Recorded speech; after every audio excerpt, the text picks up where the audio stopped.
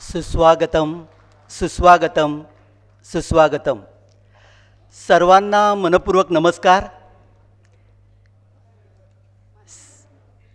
साहित्य, नाट्य व सांस्कृतिक क्षेत्रात दीर्घ परंपरा लाभलेली मुंबईतील एक अग्रगण्य संस्था म्हणजे आपलं मुंबई मराठी साहित्य संघ. या साहित्य संघाचा 90वा वर्धापन दिन आपल्या सर्वांच्या समवेत साजरा करताना साहित्य संघाला मनापासून आनंद होत आहे. आपल्या या सुंदरशा सोहळ्याची सुरुवात आपण नेहमीच दीपप्रज्वलनाने करतो, पण दीपप्रज्वलन झालेलं आहे. आपल्या मुंबई मराठी साहित्य संघाचे संस्थापक स्वर्गीय डॉक्टर अना भालेराव आणि बाळ भालेराव यांच्या प्रतिमेला पुष्पहार घातलेला आहे. आपण जागेवरच हात जोडून स्मरण करूया आणि आपल्या या सोहळ्याला सुरुवात करूया. मंडळी, मुंबई मराठी साहित्य संघाची स्थापना 21 जुलै 1935 रोजी स्वर्गीय डॉक्टर अना भालेराव यांनी केली. साहित्य संघाचे पहिले कार्यालय भालेराव यांचे गिरगावातील नारायण सदन निवासस्थान होते आणि तिथूनच संघाची वाटचाल सुरू झाली. अनेक जण या संघाशी जोडले गेले आणि या सर्वांना सोबत घेऊन मुंबई मराठी साहित्य संघाने विविध साहित्यिक सांस्कृतिक उपक्रम राबवले, आपल्यापर्यंत पोचवले. आता हे आपलं साहित्य संघ शतकाकडे वाटचाल सुरू करीत आहे. या गोष्टीचा आपल्या सर्वांना सार्थ अभिमान आहे. आजच्या या 90व्या वर्धापन दिन सोहळ्याचे कार्यक्रमाचे अध्यक्षस्थान आपल्या मुंबई मराठी साहित्य संघाच्या अध्यक्ष माननीय प्राध्यापक उषा तांबे मॅडम यांनी भूषवावे अशी मी त्यांना विनंती करतो.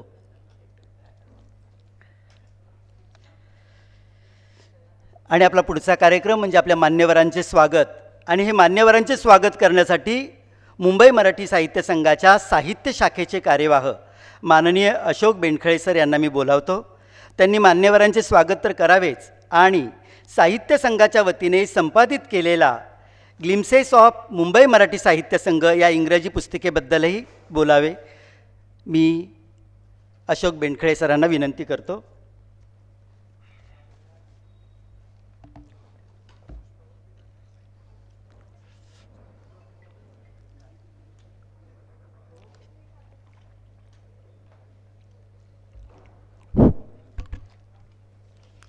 नमस्कार.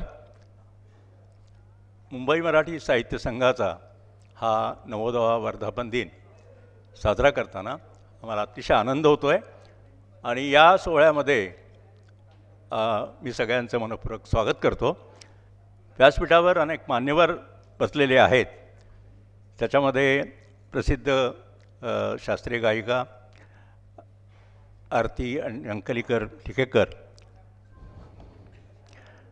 तसेच कांबळी मॅडम, उषा तांबे, आमच्या प्रमुख कार्यवाह अश्विनीताई, प्रकाश पागे आणि उज्ज्वला मेहेंदळे, तसेच ज्यांना आज पुरस्कार दिले जाणार आहेत ते पुरस्कारदी आहेत.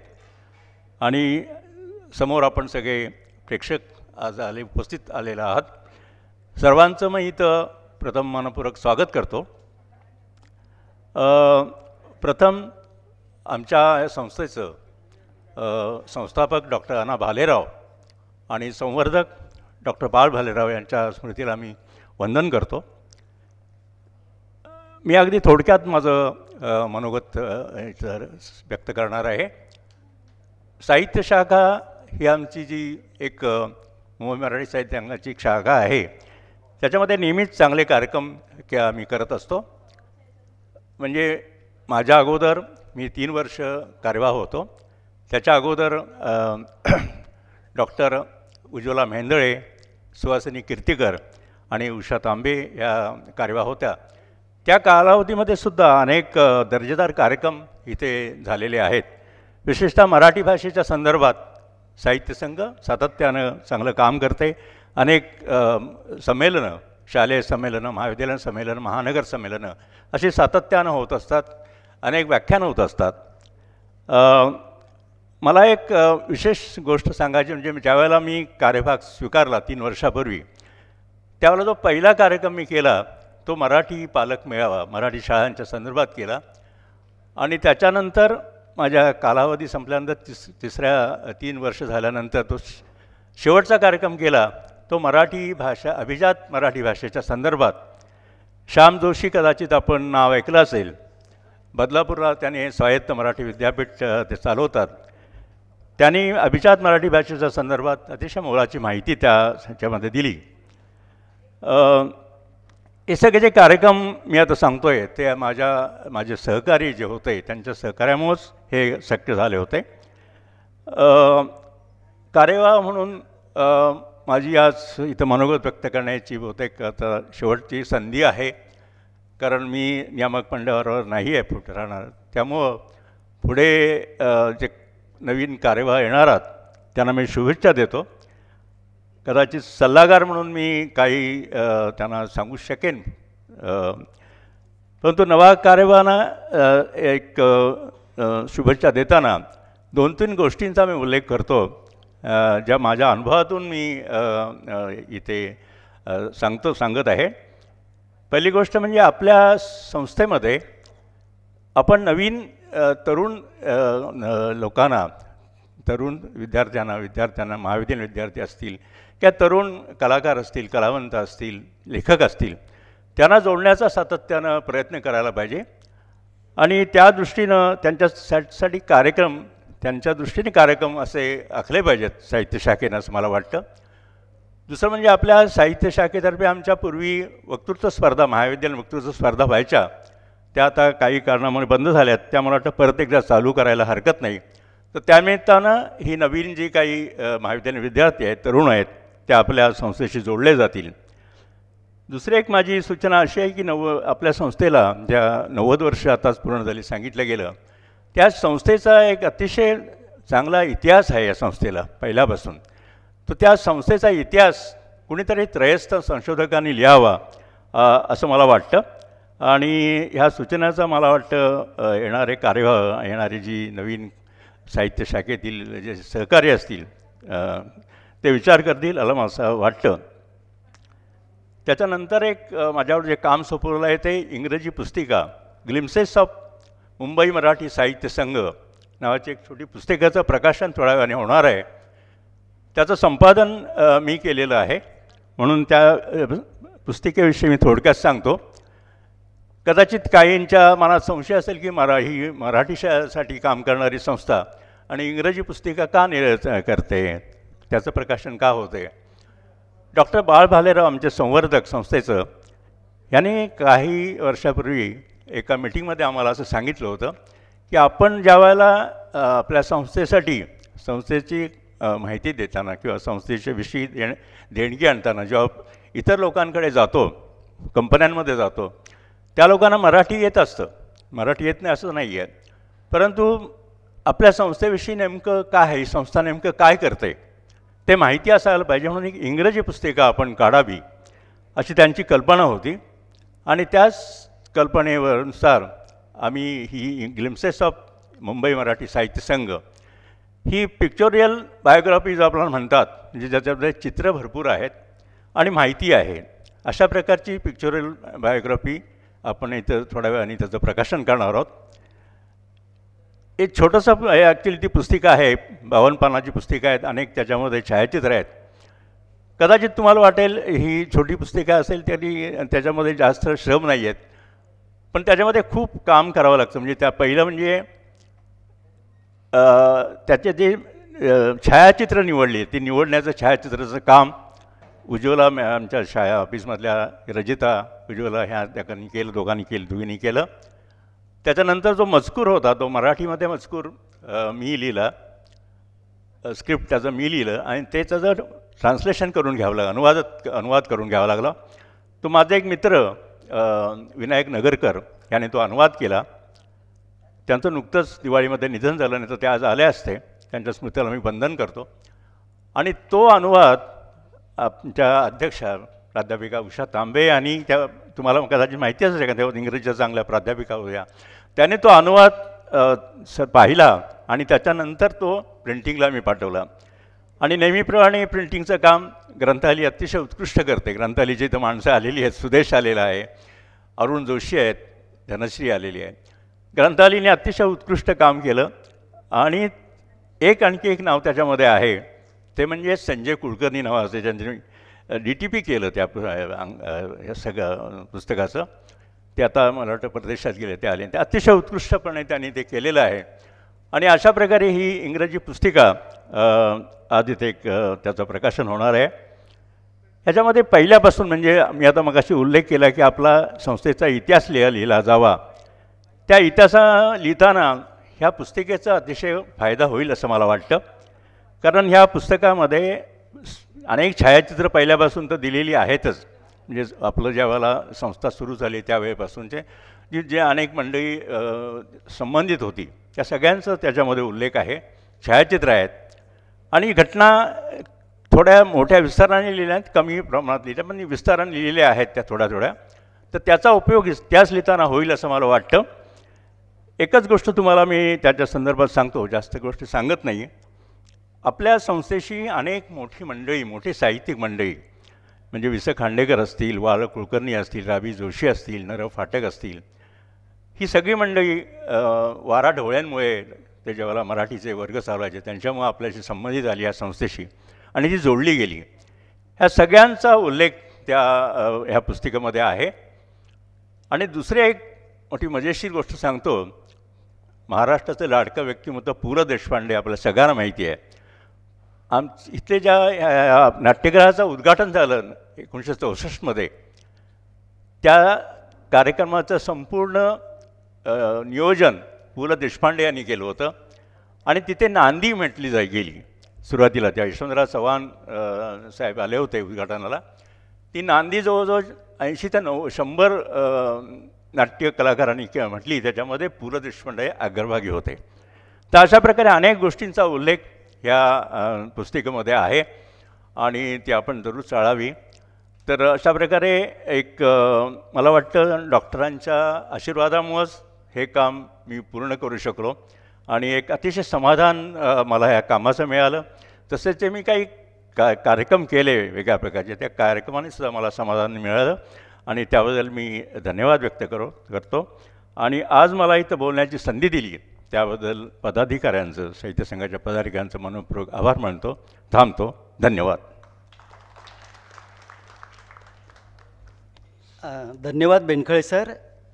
बेनखळे सरांनी सांगितल्याप्रमाणे महानगरीय संमेलनाच्या माध्यमातून आम्ही रसिकांचा सहभाग तर या साहित्य संघाच्या उपक्रमांना घेतोच, शिवाय महाविद्यालयीन संमेलन करून आम्ही युवकांचा आणि आता शालेय संमेलनसुद्धा आम्ही सुरू केलेले आहे की विद्यार्थी वर्गाचाही सहभाग या संघाच्या उपक्रमात कसा वाढेल हे आम्ही पाहत आहोत.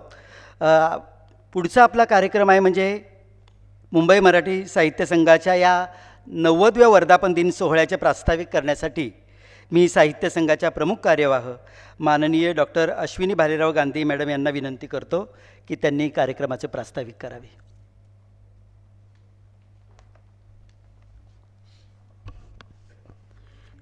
व्यासपीठावर उपस्थित मान्यवर आणि रसिक हो, आज मुंबई मराठी साहित्य संघाचा 90वा वर्धापन दिन आपण साजरा करतोय. आणि मागे वळून बघताना साहित्य संघाच्या वाटचालीचे अनेक महत्त्वाचे टप्पे दृष्टीपथात येतात. 21 जुलै 1935ला साहित्य संघाची स्थापना झाली आणि साहित्य संघाच्या बोधचिन्हाची निर्मिती चित्रकार दीनानाथ दलाल यांनी 1940मध्ये केली. 1943 साली सांगली येथील मराठी रंगभूमीच्या शतसांवत्सरिक उत्सवात साहित्य संघानं संगीत शारदा नाटक सादर केलं. 27 ऑक्टोबर 1952 रोजी साहित्य संघाच्या उघड्या नाट्यगृहात श्री पु ल देशपांडे यांचे अंमलदार नाटक हे सादर केलं गेलं. 1954 साली दिल्लीत आयोजित केलेल्या राष्ट्रीय नाट्य महोत्सवात एकूण 14 भाषातील नाट्यप्रयोगांमधून साहित्य संघाच्या भाऊबंदकी या नाटकाला पारंपरिक विभागाचं प्रथम पारितोषिक मिळालं आणि तेव्हा ते पंतप्रधानांच्या हस्ते देण्यात आलं होतं. 6 एप्रिल 1964ला मुंबई मराठी साहित्य संघाच्या या वास्तूचं उद्घाटन झालं. 1970 साली अमराठी भाषकांसाठी मराठी भाषा शिकवण्याचे वर्ग विविध केंद्रांवर सुरू झाले.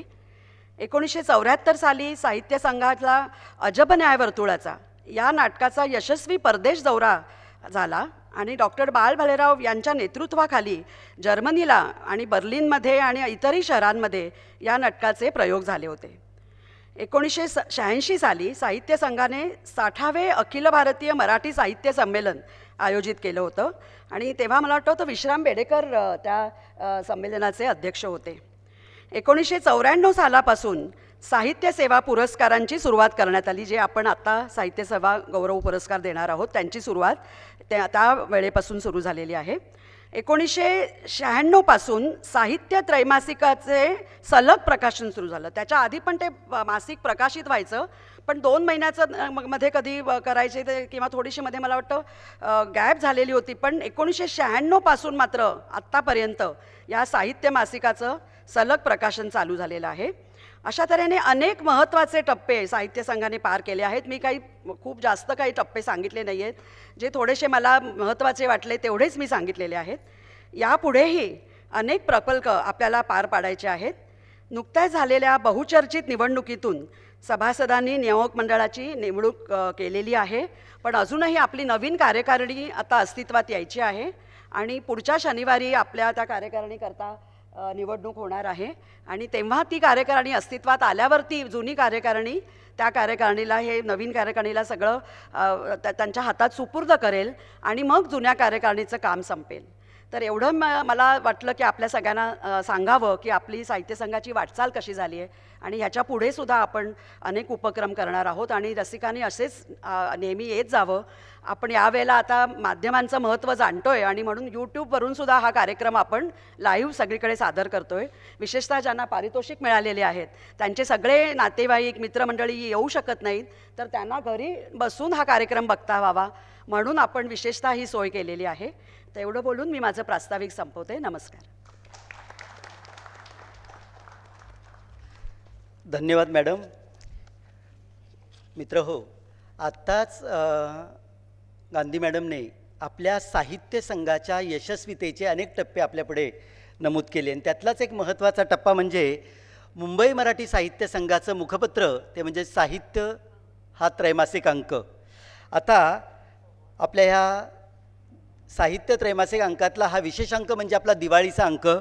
याचं प्रकाशन आपल्या कार्यक्रमाच्या अध्यक्ष माननीय प्राध्यापक उषा तांबे मॅडम यांनी करावं अशी मी त्यांना विनंती करतो. आपला साहित्य दिवाळी अंक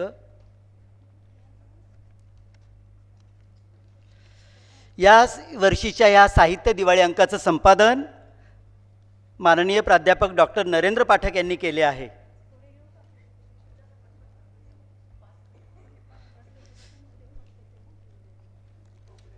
मी माझ्या सहकारी प्राध्यापिका प्रतिभा सराफ यांना विनंती करतो की त्यांनी या अंकाबद्दल अधिक माहिती द्यावी. या ना तुम्ही.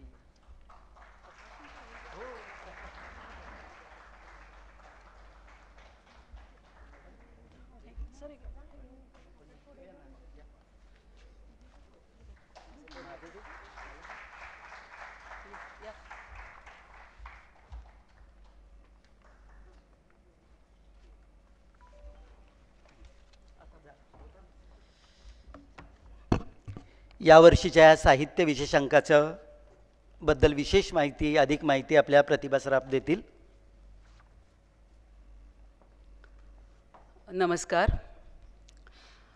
साहित्य दिवाळी अंक 2025, संपादक डॉक्टर नरेंद्र पाठक, प्रकाशक श्री अशोक बेंडखळे. साहित्य हे मराठी साहित्य संघाचे मुखपत्र. यात डॉक्टर नरेंद्र पाठक यांच्या मनोगतातील काही भाग मी आपल्याला वाचून दाखवते. 2024-25 या वर्षात आपल्या मराठी भाषेला अभिजात भाषेचा दर्जा म्हणून मान्यता मिळाली. या आनंद पर्वाला 1 वर्ष पूर्ण होत आहे. त्यामुळे अभिजात भाषेचा दर्जा मिळाला, पुढे काय हा प्रश्न उभा राहतोच. म्हणून या अंकात याच विषयाच्या अनुषंगाने भाषातज्ञांची चर्चा घडून आणली आहे आणि या चर्चेमध्ये भाग घेतलेला आहे डॉक्टर आनंद काटीकर यांनी. त्यांनी अभिजात दर्जा मिळाला पुढे काय या विषयावरचा लेख लिहिला आहे. आणि श्याम जोशी यांनी तैसी भाषांमध्ये मराठी सर्वोत्तम नावाचा लेख लिहिलेला आहे. याशिवाय या अंकात काही कथा आहेत. त्या कथा विविध विषयांवरील आहेत आणि त्याच्यामध्ये विज्ञान कथा आहे, कौटुंबिक कथा आहे, प्रेमकथा आहे. आणि या कथा ज्यांनी लिहिल्या त्यांची मी नावं उद्धृत करते. सागर कुलकर्णी, अशोक बेंडखळे, मेघना साने, विजयराज बोधनकर, निलिमा भावे आणि प्रतिभा सराफ. ज्येष्ठ आणि श्रेष्ठ कवी द.भा. धामणसकर यांची कवी नारायण लाळे आणि कवी राजीव जोशी यांनी मुलाखत घेतलेली आहे. ती या अंकात आहे. या अंकात काही विविध विषयांवरील लेख आहेत. रागिनी चंद्रात्रे, विजय पाडळकर, अनुपमा उजगरे, देविदास फुलारी, एकनाथ आव्हाड, किरण डोंगरदिवे आणि सुजाता राऊत यांचे लेख आहेत. यात काही कविता आहेत. ज्योती कपिले, संदीप जगताप, मुबारक शेख, शशिकांत हिंगोणेकर, गणेश भाकरे, अशोक कोतवाल, डॉक्टर विनय बापट, अशोक लोटणकर, रामदास खरे, मोहन काळे, गीतेश शिंदे आणि नीलकृष्ण देशपांडे. तर आपण हा साहित्याचा दिवाळी अंक जरूर वाचा. धन्यवाद. धन्यवाद प्रतिभा सराफ. मित्र, आता पुढे आणखी एका पुस्तकाचं प्रकाशन आता होणार आहे. ते म्हणजे ग्लिम्सेस ऑफ मुंबई मराठी साहित्य संघ. ह्या इंग्रजी पुस्तिकेचं संपादन माननीय श्रीयुत अशोक बेंडखळे यांनी केलेलं आहे. त्याचं प्रकाशन आपल्या या कार्यक्रमाच्या अध्यक्ष माननीय प्राध्यापक उषा तांबे मॅडम यांनी करावं अशी मी त्यांना विनंती करतो. ग्लिम्सेस ऑफ मुंबई मराठी साहित्य संघ.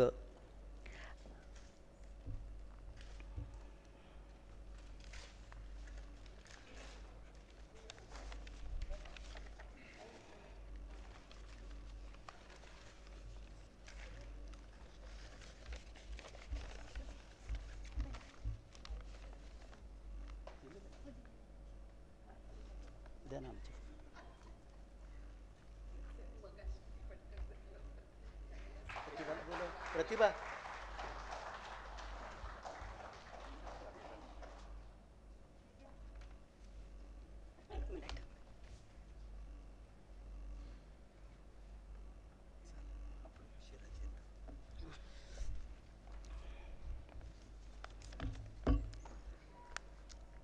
आता पुढचा मुख्य कार्यक्रम म्हणजे पुरस्कार प्रदान सोहळ्याचा कार्यक्रम.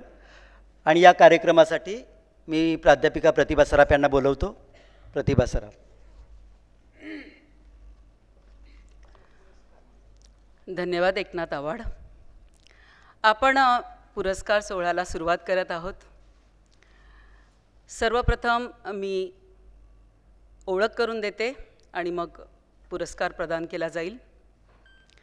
राष्ट्रपती पुरस्कार प्राप्त डॉक्टर ज्ञानेश्वर मिरगे, MA MAd साहित्य विशारद, PhD, बुलढाणा जिल्हा परिषदेच्या शिक्षण सेवेत प्राथमिक शिक्षक आणि त्यानंतर शिक्षण केंद्र प्रमुख म्हणून 36 वर्ष त्यांनी सेवा दिलेली आहे. विदर्भ क्षेत्रात निस्पृह वृत्तीने कीर्तन, प्रवचन, व्याख्यानाचे त्यांनी 1 नाही 2 नाही तर 721 प्रबोधनपर कार्यक्रम आजपर्यंत केलेत. महाराष्ट्रातील विविध वृत्तपत्र, मासिक, वार्षिक अंकात अध्यात्मपर ललित साहित्य लेखन ते नेहमीच लिहितात. शिवाय सामाजिक सांस्कृतिक क्षेत्रातही त्यांचं महत्त्वपूर्ण योगदान असतं. शिक्षण क्षेत्रातील सर्वोच्च राष्ट्रपती पुरस्कार महामहिम राष्ट्रपती डॉक्टर APJ अब्दुल कलाम यांच्या हस्ते नवी दिल्लीत त्यांना प्राप्त झाला. महाराष्ट्र शासनाचा राज्य शिक्षक पुरस्कार, याशिवाय खूप पुरस्कार त्यांना मिळालेले आहेत. काहींचा धावता उल्लेख करते. आचार्य गौरव, गुणवंत अध्यापक, आध्यात्मिक कार्य गौरव कृतज्ञता पुरस्कार, सखाश्री संत सन्मान पुरस्कार असे अनेक पुरस्कार त्यांना लाभले आहेत आणि सेवानिवृत्तीनंतरही कीर्तन, प्रवचन, व्याख्यान असे प्रबोधनाचे कार्य ते सातत्याने करत आहेत. तर आजचे सत्कारमूर्ती डॉक्टर ज्ञानेश्वर मिरगे यांना मुंबई मराठी साहित्य संघातर्फे आध्यात्मिक वाङ्मय पुरस्कार प्रदान करण्यात येत आहे. हा पुरस्कार श्री प्रकाश पागे पुरस्कृत आहे, जो कैलासवासी वी.स. पागे स्मृतिप्रित्यर्थ दिला जातो. मी मुंबई मराठी साहित्य संघाच्या प्रमुख कार्यवाह डॉक्टर अश्विनी भालेराव गांधी यांना नम्र विनंती करते की त्यांनी आपल्या शुभहस्ते कीर्तनकार डॉक्टर ज्ञानेश्वर मिरगे यांना आध्यात्मिक वाङ्मय पुरस्कार प्रदान करावा.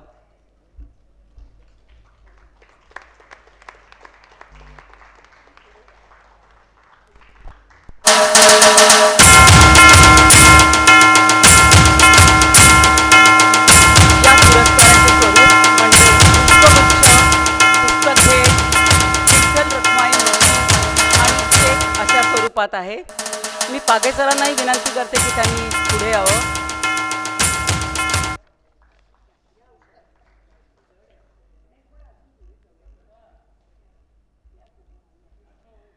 सर शेगाववरून इथे आलेले आहे, संतभूमीतून.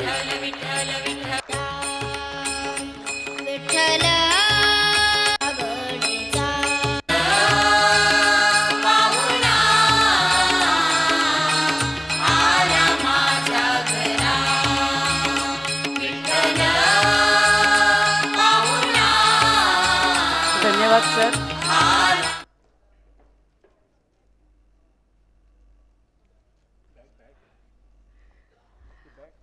पुढील पुरस्कार जातोय माननीय संपादिका निलिमा कुलकर्णी यांना.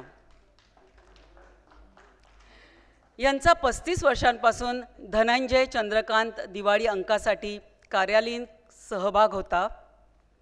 2012 पासून धनंजय दिवाळी अंकाचे व्यवस्थापन संपादन स्वतंत्रपणे त्यांनी सुरू केले. गेली 37 वर्ष चंद्रकांत दिवाळी अंकाच्या त्या संपादक आहेत. विज्ञान परिषदेतर्फे प्रकाशित गच्चीवरील शेती पुस्तकाचा त्यांनी हिंदीतून अनुवाद केलेला आहे आणि राजेंद्र प्रकाशन ही त्यांची जी प्रकाशन संस्था 19 वर्षांपूर्वी स्थापन झाली त्या अंतर्गत त्यांनी अनेक पुस्तकांची निर्मिती केली. मी काहींचा उल्लेख करते. एका मारवाड्याची गोष्ट याच्या 8 आवृत्त्या प्रकाशित झाल्या. वंश याच्या 3 आवृत्ती प्रकाशित झाल्या. कृष्णनीती याच्या 7 आवृत्त्या प्रकाशित झाल्या. आपल्या दिवाळी अंकात ज्यांनी लेख लिहिला आहे सागर कुलकर्णी, त्यांची अर्ध्या माणसाची अर्धी गोष्ट हे पुस्तक निलिमाताईंनी प्रकाशित केलेलं आहे, त्यांच्या प्रकाशन संस्थेने प्रकाशित केलेलं आहे. अशी एकंदरीत 55 पुस्तकं आजतागत त्यांनी प्रकाशित केली. नुसताच पुस्तकं प्रकाशित केली नाहीत तर त्या पुस्तकांना अनेक पुरस्कार लाभले. काहींचा फक्त उल्लेख करते. आपटे वाचन मंदिर, स्त्री स्थानक पुरस्कार, कोमसप पुरस्कार इत्यादी. एका स्टुडिओचे आत्मवृत्त या पुस्तकाला उत्कृष्ट प्रकाशनाबद्दल बाळकृष्ण ढवळे पारितोषिक प्राप्त झालेले आहे. मी मुंबई मराठी साहित्य संघाच्या प्रमुख कार्यवाह डॉक्टर अश्विनी भालेराव गांधी यांना नम्र विनंती करते की त्यांनी आपल्या शुभहस्ते संपादिका निलिमा कुलकर्णी यांना साहित्य गौरव पुरस्कार प्रदान करावा.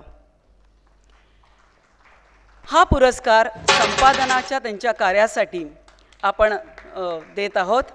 हितचिंतक साहित्य संघ पुरस्कृत हा पुरस्कार आहे.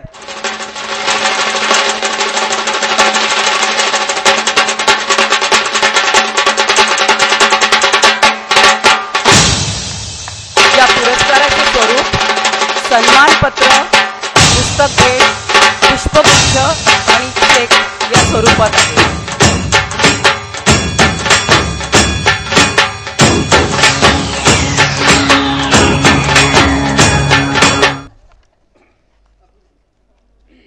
धन्यवाद.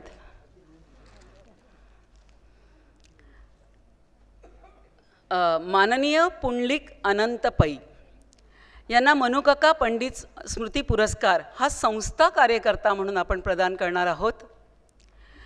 त्यांचा सन्मानपत्र मी वाचून दाखवते. आपल्या पै फ्रेंड्स लायब्ररीचा शुभारंभ अगदी मोजक्या पुस्तकांनी डोंबिवली येथे झाला. आजपर्यंत 35 वर्षाच्या अथक प्रयत्नांनी आपल्या ग्रंथालयाच्या 6 शाखा आहेत. इंटरनेट लायब्ररी आहे. 24/7 सेवेत 2 वाचन कक्ष उपलब्ध आहेत. याद्वारे 2500 सदस्यांना पुस्तकं, ग्रंथ, मासिकं, नियतकालिकं आपण उपलब्ध करून देता. ठाणे जिल्ह्यात फुल्ली कॉम्प्युटराइज लायब्ररीचा सर्वप्रथम मान आपल्या संस्थेने पटकावला आहे. वर्षभर ऑनलाईन पद्धतीनं वाचकांना पुस्तकांचा लाभ देण्याचा उपक्रम आपण सुरू केला, ज्याद्वारे मुंबई, ठाणे, नवी मुंबई, पुणे परिसरात याचा पाया रचला गेला. गेल्या अनेक वर्षांपासून वाचकांना पुस्तकप्रेमी बनवण्याच्या दृष्टीने आपण अनेक कार्यक्रम, चर्चासत्र आणि पुस्तक मेळावे भरवत असतात. पुस्तक आदानप्रदान आणि प्रदर्शन हा एक नाविन्यपूर्ण उपक्रम आपण 2017 साली सुरू केलात. पहिल्या वर्षी 70,000 पुस्तकं या माध्यमातून आदानप्रदान केली गेली आणि 10,000 वाचकप्रेमींनी या उपक्रमास भेट दिली. 2018 साली हा आकडा 90,000 पुस्तकांवर गेला आणि 13,000 वाचकप्रेमींनी इथे भेट दिली. पहिल्या वर्षी 150 शाळा या उपक्रमात सहभागी झाल्या, तर त्यापुढील वर्षी 240 शाळा या उपक्रमात सहभागी झाल्या. या उपक्रमात आपण आर्थिकदृष्ट्या दुर्बल शाळांमधील 1600 विद्यार्थ्यांना प्रत्येकी 5 पुस्तकं भेट दिलीत आणि हा आलेख दिवसेंदिवस चढताच आहे. या उपक्रमाची लोकसत्ता, महाराष्ट्र टाइम्स, सामना, Lokmat, Tarun Bharat, times of India या दर्जेदार वृत्तपत्रांनी दखल घेतलेली आहे. बालसंस्कार शिबिरासारखे आजच्या पिढीसाठी महत्त्वाचे कार्यक्रम आपण आयोजित करता आणि त्यामध्ये आर्टवर्क, चित्रकला, क्राफ्ट, पुस्तक वाचन, नृत्यकला, संगीत अशासारखेही उपक्रम राबवता. याचबरोबर मनोरंजन, साहित्यिक, कलावंत अशा विविध क्षेत्रातील माणसांच्या मुलाखती आणि संवाद आपण आयोजित करता, ज्यामुळे आपण समाजात आदर्शवत ठरला आहात. आपल्या या उत्तुंग सेवेसाठी, सेवाभावी वृत्तीने केलेल्या कार्यासाठी आपला सन्मान करताना मुंबई मराठी साहित्य संघाला विशेष आनंद होत आहे. मुंबई मराठी साहित्य संघातर्फे संस्था कार्यकर्ता हा श्री पुंडलिक पै यांना मनुकाका पंडित स्मृती पुरस्कार प्रदान करण्यात येत आहे. मी मुंबई मराठी साहित्य संघाच्या प्रमुख कार्यवाह डॉक्टर अश्विनी भालेराव गांधी यांना नम्र विनंती करते की त्यांनी आपल्या शुभ हस्ते संस्था कार्यकर्ता श्री पुंडलिक पै यांना मनुकाका पंडित स्मृती पुरस्कार प्रदान करावा.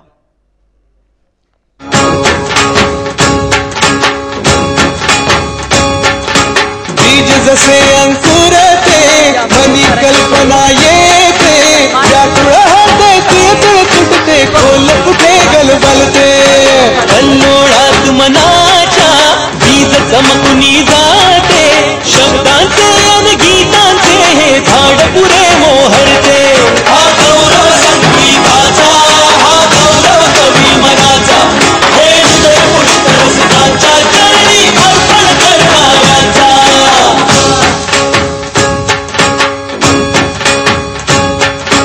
तिसरी घंटा. धन्यवाद सर, अभिनंदन. माननीय नानासाहेब भिकाजी खर्डे. अत्यंत प्रतिकूल परिस्थितीत जगताना लेखकांना परिस्थितीचं गांभीर्य ओळखून शिक्षणाची कास धरली. 1983 साली कोल्हापूर येथील शासकीय तंत्रनिकेतनातून स्थापत्य अभियांत्रिकी पदविका प्राप्त केली.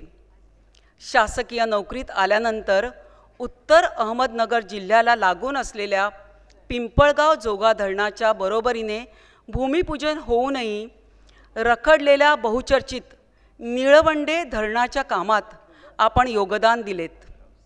सलग 17 वर्ष निळवंडे धरण आणि सलग 9 वर्ष मुळा नदीवरील पिंपळगाव खांड धरणाचे काम आपण पायापासून धरणाच्या पूर्णत्वापर्यंत नेलेत.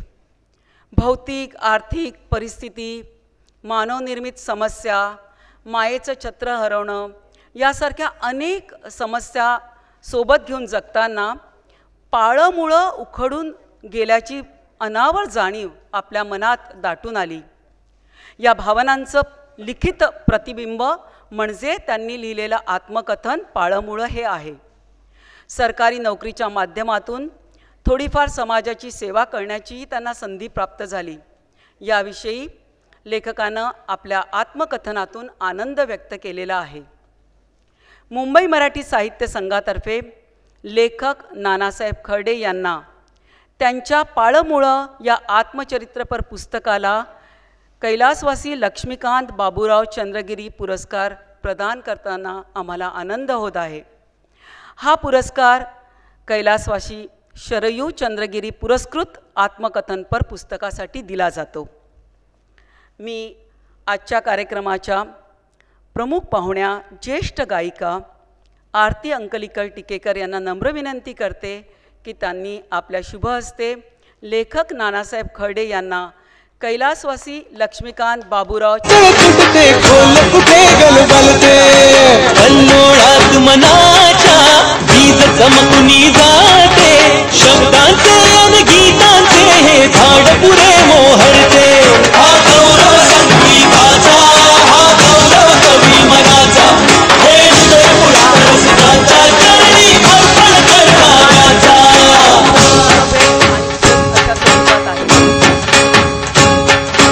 तिसरी घंटा होते मखमल ही उलगडते रंग रंगला अभिनेत्याचे भान हरपुनी. धन्यवाद सर. ज्येष्ठ लेखक केशव बा वसेकर यांनी प्रचंड मोठ्या प्रमाणात साहित्य निर्मिती केली आहे. ऊर्ध्वगामी, संवाद शेतकरी मित्राशी अशा त्यांचे 5 कविता संग्रह प्रकाशित झालेले आहे. देहबूल, गाव शिवार असे 5 ललित गद्यांची पुस्तकं त्यांची प्रकाशित झालेली आहे. सह्याद्रीचे वारे एक अभ्यास आणि सूर्यकुळातील कवी ही 2 समीक्षेची पुस्तकं प्रकाशित झालेली आहे. तर 4 ललितेतर पुस्तकं आणि 15 बालसाहित्यांची पुस्तकांची त्यांनी निर्मिती केलेली आहे. यानंतरही त्यांनी या शेताने गळा कापला नावाचा मुलाखतीचा एक पुस्तक केलं आणि वसा केसवाचा हे त्यांचं आत्मचरित्राचं पुस्तकही प्रकाशित झालेलं आहे. तर केशवबा वसेकर यांच्या दिव्यांग दिव्याची झेप आणि इतर कथा या बालकथा संग्रहास मुंबई मराठी साहित्य संघातर्फे बालसाहित्य पुरस्कार प्रदान करण्यात येत आहे. हा पुरस्कार कैलासवासी मिलिंद गाडगीळ स्मरणार्थ श्रीमती वासंती गंगाधर गाडगीळ न्यास पुरस्कृत आहे. मी आजच्या कार्यक्रमाच्या प्रमुख पाहुण्या ज्येष्ठ गायिका आरती अंकलीकर टिकेकर यांना नम्र विनंती करते की त्यांनी आपल्या शुभ हस्ते लेखक केशवबा वसेकर यांना बालसाहित्य पुरस्कार प्रदान करावा. या पुरस्काराचे स्वरूप म्हणजे सन्मानपत्र, पुस्तक भेट, पुष्पगुच्छ आणि चेक या स्वरूपात आहे. थोर आमुचा वदे वारसा माती आमुची दख्खनची, थोर आमुचा वदे वारसा माती आमुची दख्खनची, कणा कणातून साद घालते भूमी इथल्या वीरांची. धन्यवाद. यानंतर मी ओळख करून देत आहे ज्येष्ठ पत्रकार डॉक्टर सुकृत खांडेकर यांची. टिळक महाराष्ट्र विद्यापीठातून मास्टर ऑफ जर्नालिझम मध्ये सर्वप्रथम येण्याचा मान त्यांनी पटकवलेला आहे आणि 52 वर्ष ते पत्रकारितेत सक्रिय राहिलेले आहेत. केसरी, सकाळ, लोकसत्ता, महाराष्ट्र टाइम्स, लोकमत, देशोन्नती अशा अनेक वर्तमानपत्रांमध्ये वार्ताहरपासून सुरुवात करून संपादकापर्यंत त्यांनी सर्व प्रकारचे काम पाहिलेले आहे आणि अलीकडेच ते दैनिक प्रहार या वर्तमानपत्रातून संपादक या पदावरून निवृत्त झालेत. सरांनी या काळात अनेक पदे सांभाळली. मुंबई मराठी पत्रकार संघाचे ते माजी विश्वस्त आहेत. अखिल भारतीय मराठी पत्रकार परिषदेचे ते माजी अध्यक्ष आहेत. निर्धार ट्रस्ट मुंबई सावंतवाडी सिंधुदुर्गचे ते उपाध्यक्ष आहेत.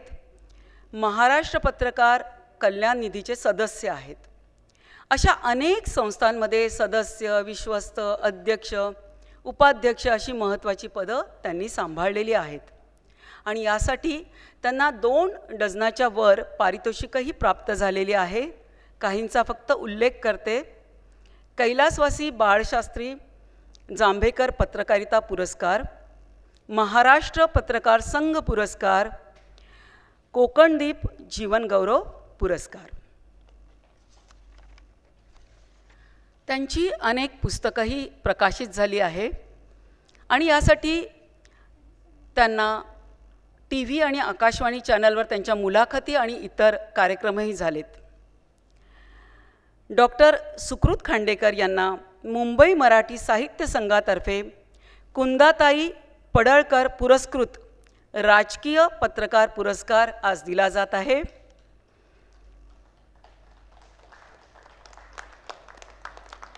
मी आजच्या कार्यक्रमाच्या प्रमुख पाहुण्या ज्येष्ठ गायिका आरती अंकलीकर टिकेकर यांना नम्र विनंती करते की त्यांनी आपल्या शुभ हस्ते ज्येष्ठ पत्रकार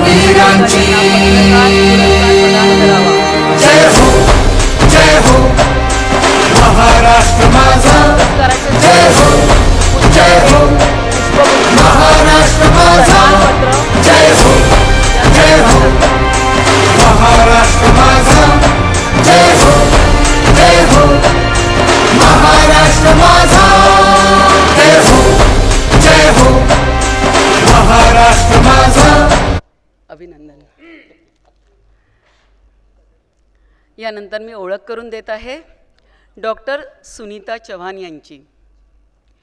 गोराई येथे डॉक्टर सुनीता चव्हाण यांचा स्वतःचा दवाखाना आहे.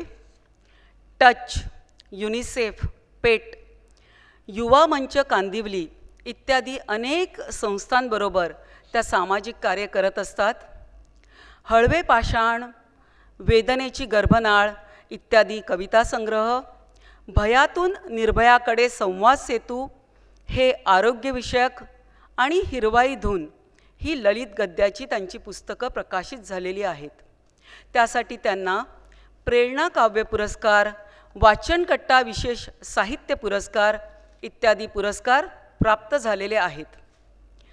अभिनव खानदेश प्रेरणादायी महिला पुरस्कार हाही महत्त्वाचा पुरस्कार त्यांना लाभलेला आहे.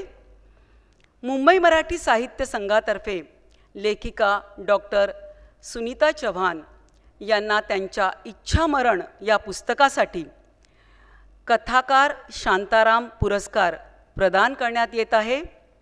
हा पुरस्कार K.J. पुरोहित पुरस्कृत कथा पुरस्कार आहे आणि कोणत्याही लेखकाच्या पहिल्या कथासंग्रहासाठी हा पुरस्कार त्यांना दिला जातो. प्रोत्साहनपर. मी आजच्या कार्यक्रमाच्या अध्यक्षा आणि ज्येष्ठ लेखिका प्राध्यापक उषा तांबे यांना नम्र विनंती करते की त्यांनी आपल्या शुभ हस्ते लेखिका डॉक्टर सुनीता चव्हाण यांना त्यांच्या कथासंग्रहासाठी कथाकार शांताराम पुरस्कार.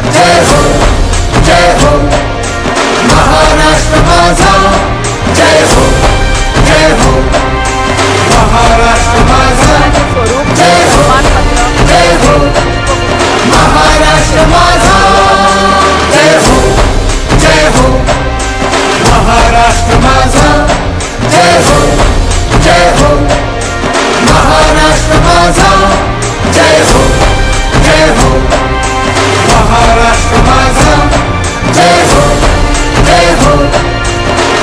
पुरस्कार श्रीमती कविता मच्छिंद्र कांबळी. त्यासाठी त्यांचे आधी मी मानपत्र वाचून दाखवते. त्यांना साहित्य संघातर्फे सहचारिणी पुरस्कार प्रदान करण्यात येणार आहे. मुंबई मराठी साहित्य संघाच्या रंगमंच कामगारापासून ते वस्त्रहरण या नाटकाद्वारे व्यावसायिक मराठी रंगभूमीवर इतिहास घडवणारे नटसम्राट मच्छिंद्र कांबळी यांच्या त्या अर्धांगिनी आहेत. आणि त्यांच्यासोबत संसार करीत असताना आपण मच्छिंद्र कांबळी यांच्या प्रत्येक कार्यात खंबीरपणे साथ दिलीत. मच्छिंद्र कांबळी यांनी 27 जुलै 1982 साली भद्रकाली प्रोडक्शनची स्थापना केली आणि चाकरमानी या नाटकाची निर्मिती केली.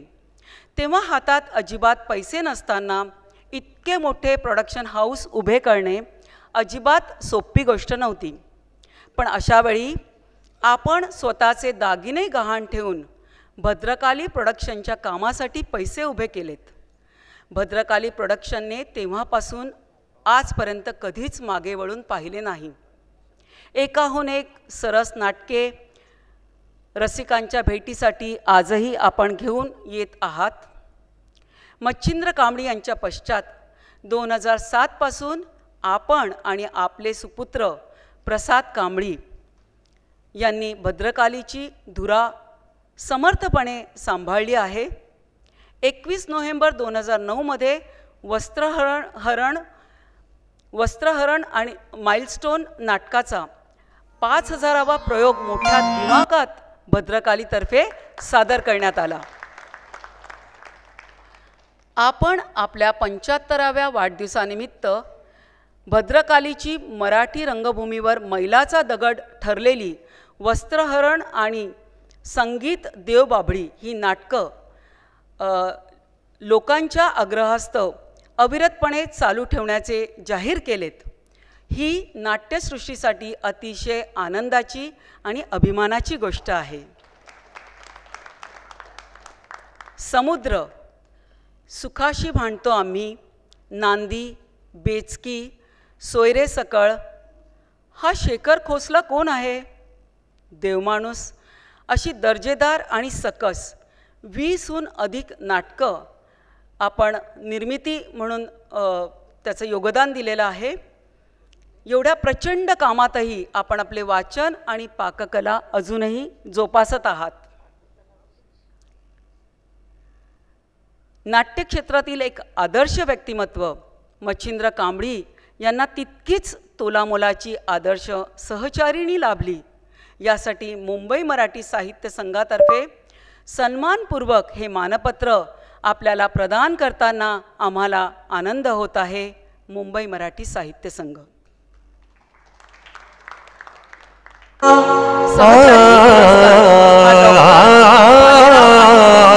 पुरस्कृत मी आजच्या कार्यक्रमाच्या अध्यक्षा आणि ज्येष्ठ लेखिका प्राध्यापक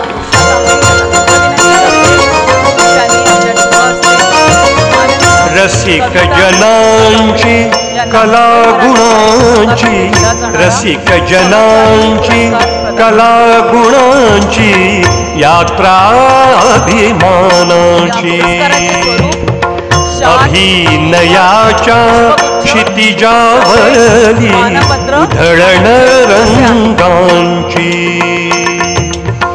मराठमोळ्या कर्तृत्वाची वाही पराक्रमाची, दिंडी नटेश्वराची चालली, दिंडी नटेश्वराची चालली, दिंडी नटेश्वराची. रसिक जनांचा कला गुणांचा, रसिक जनांचा कला गुणांचा, रसिक जनांचा कला गुणांचा, रसिक जनांचा कला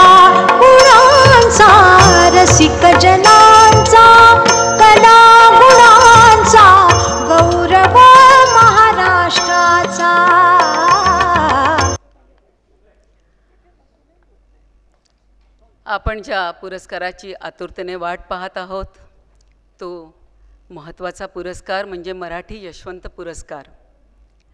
आणि हा पुरस्कार ज्यांना जात आहे त्यांचे नाव आहे ज्येष्ठ शास्त्रीय गायिका आरती अंकलिकल टिकेकर. तर त्यांचे मानपत्र मी आपल्याला वाचून दाखवते. हिंदुस्थानी शास्त्रीय संगीत गायिका म्हणून देशाविदेशात आपले नाव सुवर्ण अक्षरांनी कोरलं गेलं आहे. आपल्याला आग्रा, ग्वाल्हेर, जयपूर, अत्रोली घराण्याचं संगीत संस्कार लाभलेले आहेत.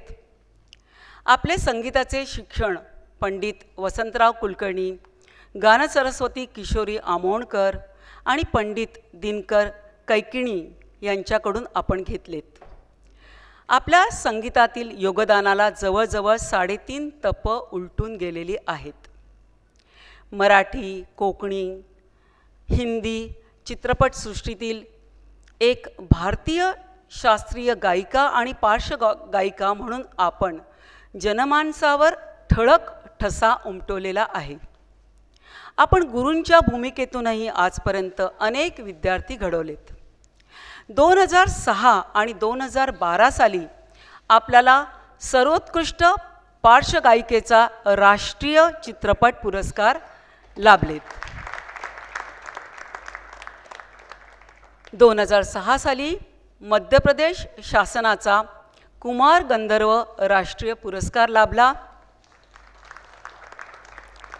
2020 साली हिंदुस्थानी संगीत गायन श्रेणीसाठी संगीत नाटक अकादमी पुरस्कार लाभला. 2017 मध्ये गुजरात शासनाचा ताना रिरी राष्ट्रीय पुरस्कार आणि 2024ला राज्य शासनाच्या सांस्कृतिक कार्य विभागातर्फे भारतरत्न पंडित भीमसेन जोशी शास्त्रीय संगीत जीवन गौरव पुरस्कार लाभला. याबरोबर अनेक पुरस्कार आहेत. युरोप, अमेरिका, आशिया, ऑस्ट्रेलिया इत्यादी खंडांमधील अनेक देशांमधील प्रतिष्ठित महोत्सवांमध्ये आपण आपल्या मैफिलींद्वारे अनेक चाहत्यांना स्वर्गीय आनंद दिलेला आहे. भारतातील प्रतिष्ठित समजल्या जाणारे सवाई गंधर्व भीमसेन महोत्सव, तानसेन महोत्सव, कॅनडातील टोरंटो येथील वैश्विक आगाखान महोत्सव यांचा फक्त उल्लेख करते. संगीत क्षेत्रातील उत्तुंग कार्याबद्दल मुंबई मराठी साहित्य संघाचा मराठी यशवंत पुरस्कार 2025 आपणास प्रदान करताना आम्हाला मनस्वी आनंद होत आहे.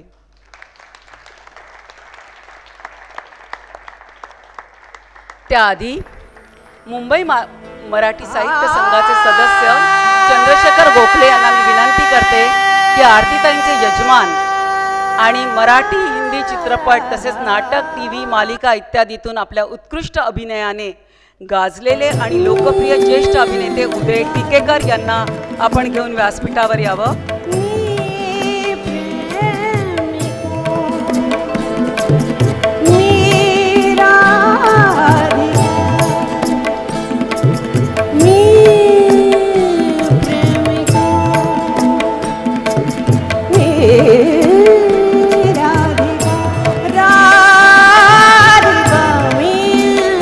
मी आजच्या कार्यक्रमाच्या अध्यक्षा आणि ज्येष्ठ लेखिका प्राध्यापक उषा तांबे यांना मुंबई मराठी साहित्य संघाचा प्रतिष्ठेचा समजला जाणारा मराठी यशवंत पुरस्कार डॉक्टर भालेराव आणि कुटुंबीय यांनी पुरस्कृत केलेला आहे. तो ज्येष्ठ हिंदुस्थानी शास्त्रीय संगीत गायिका आरती अंकलिकल टिकेकर यांना आपल्या शुभ हस्ते प्रदान करा.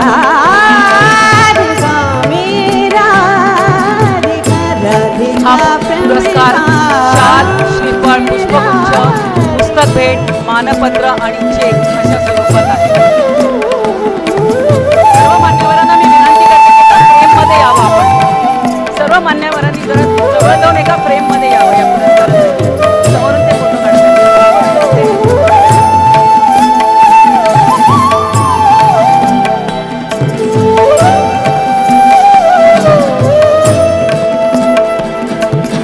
अपरात्री कुंजवनी सूर मधुर रागमनी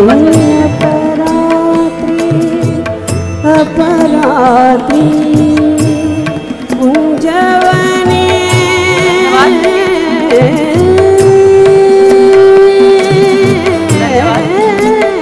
यापुढे सूत्र मी माझे स्नेही श्री एकनाथ आवाड यांच्याकडे सुपूर्द करते. धन्यवाद. धन्यवाद प्रतिभा सराफ. मित्र हो, आताच प्रतिभा सराफ यांनी आपल्या सर्व पुरस्कार विजेत्यांचा जो परिचय करून दिला, त्या परिचयातून हे पुरस्कार्थी त्या त्या क्षेत्रात किती दिग्गज आहे हे आपल्या लक्षात आलं असेल. मी सर्वांना विनंती करतो की पुन्हा एकदा या सर्व पुरस्कार विजेत्यांचं टाळ्यांच्या गजरात आपण अभिनंदन करूया.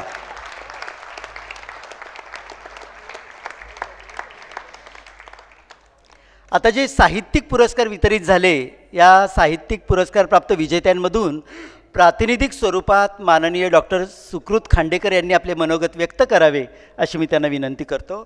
डॉक्टर सुकृत खांडेकर.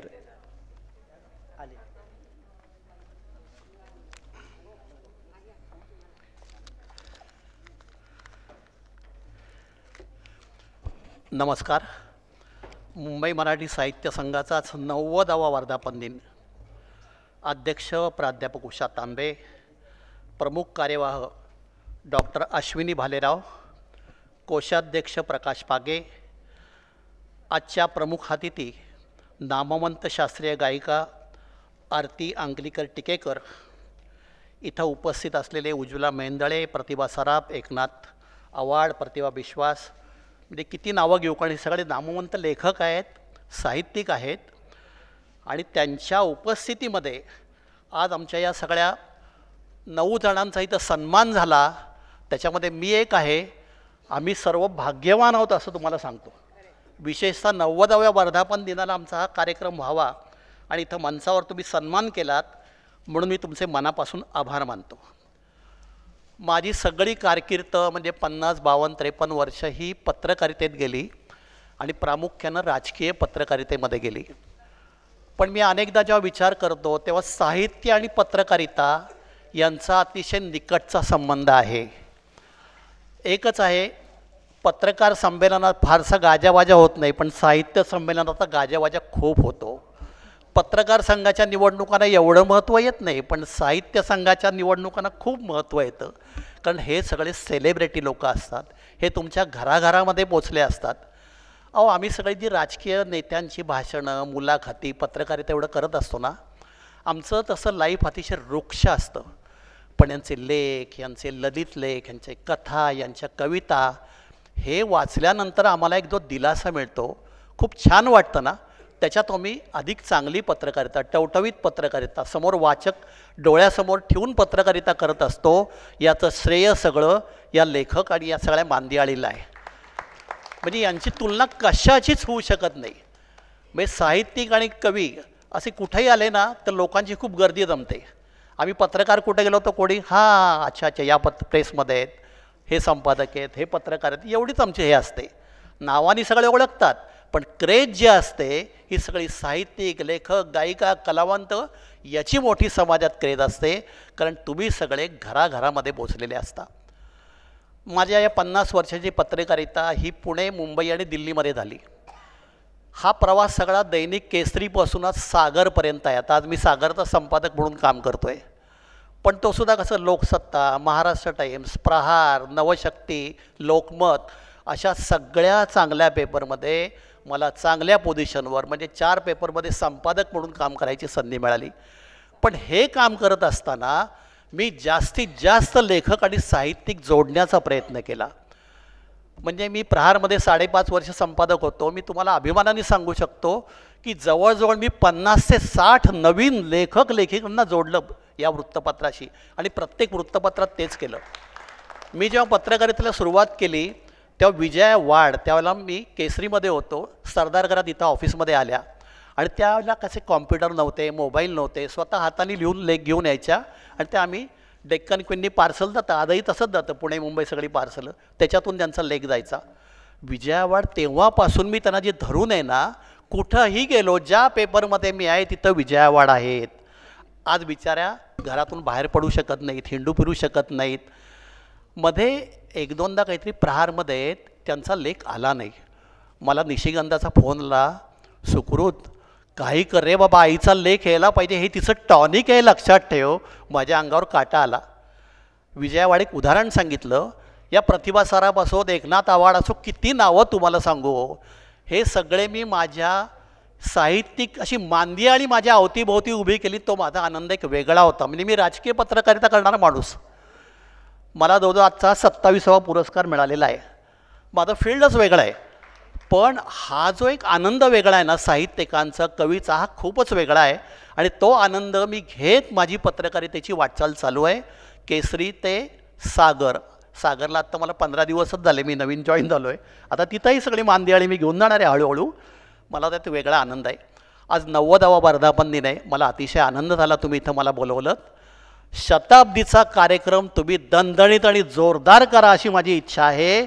आणि त्या कार्यक्रमाला मला आवर्जून बोलवा तुम्ही मात्र. हां, आणि एवढंच सांगतो की एक पत्रकार संपादक म्हणून तुमच्या मुंबई मराठी साहित्य संघाच्या या वाटचालीमध्ये शताब्दीकडे जात असताना जिथं जिथं माझी सेवा, माझी गरज, माझं काम, जिथं आवश्यकता असेल तुम्ही फक्त हाक मारा. मी तुमच्यासाठी कायम तुम्हाला द्यायला तयार आहे. आणि मदतीला तर आहेच. म्हणजे माझे वडील स्वतः मराठीचे प्राध्यापक होते, प्राध्यापक भालचंद्र खांडेकर. 60 आणि 70च्या दशकामध्ये त्यांचे 3 कविता संग्रह होते. ज्ञानेश्वरी, केकालीवर त्यांनी विपुल लेखन केलेलं आहे. त्यांची भावगीतं ही माणिक वर्मा, मालती पांडे, गजानन वाटवे यांनी गायलेली आहेत. म्हणजे त्या काळातले सगळे माझे वडील. आणि हे सगळे लोक आमच्या घरी यायचे. आणि मराठीचे प्राध्यापक असल्यामुळे विद्यार्थी, लेखक आमच्या घरी नेहमी ये जा होती. ते सुद्धा कुठंतरी छोटे संस्कार माझ्यावर आहेत ना, त्यामुळे कदाचित हे प्रेम असेल. आणि आज मुंबई मराठी साहित्य संघाच्या मंचावर बोलून तुम्ही माझा पत्रकारितेचा गौरव केलात. मला खूप मनापासून आनंद झाला. तुम्हाला पुढच्या वाटचालीसाठी माझ्या सदैव शुभेच्छा आहेत. आणि कधी तुम्ही सांगा, मी तुमच्याबरोबर आहे. जय हिंद, जय महाराष्ट्र.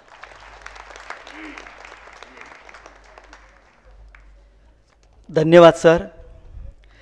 मित्रहो, व्यावसायिक मराठी रंगभूमीवर इतिहास घडवणारे नटसम्राट म्हणजे मच्छिंद्र कांबळी आणि यांच्या अर्धांगिनी म्हणून त्यांना खंबीरपणे साथ देणाऱ्या आणि 20हून अधिक नाटकांच्या निर्माती असणाऱ्या माननीय कविता मच्छिंद्र कांबळी यांनी सहचारिणी पुरस्काराबद्दल आपलं मनोगत व्यक्त करावं अशी मी त्यांना विनंती करतो. बसून बोललं तरी चालेल. माईक द्या.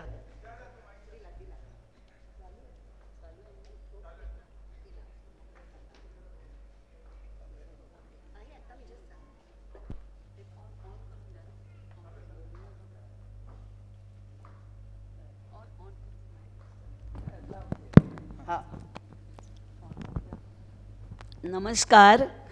रंगमंचावरील सर्व ज्येष्ठ आणि श्रेष्ठ लोकांचे मनोगत म्हणजे मी हे करते. मनोगत म्हणजे मी फक्त हे करणार आहे, आभार मानणार आहे. बाकी पाहिजे तर प्रसाद आलेला आहे तर प्रसाद बोलेल. भालेराव कुटुंबीय आणि मुंबई मराठी साहित्य संघातर्फे मला सहचारिणी पुरस्कार दिल्याबद्दल मी आपली सर्वांची खूप खूप खूप आभारी आहे.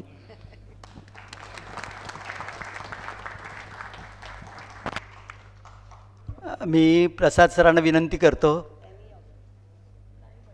बरं, ठीक आहे. धन्यवाद ताई. आजच्या कार्यक्रमाच्या प्रमुख अतिथी, संगीत क्षेत्रात उत्तुंग कार्य करणाऱ्या ज्येष्ठ शास्त्रीय गायिका माननीय आरती अंकलीकर टिकेकर यांनी मराठी यशवंत पुरस्काराच्या निमित्ताने आपले मनोगत व्यक्त करावे अशी मी त्यांना नम्र विनंती करतो.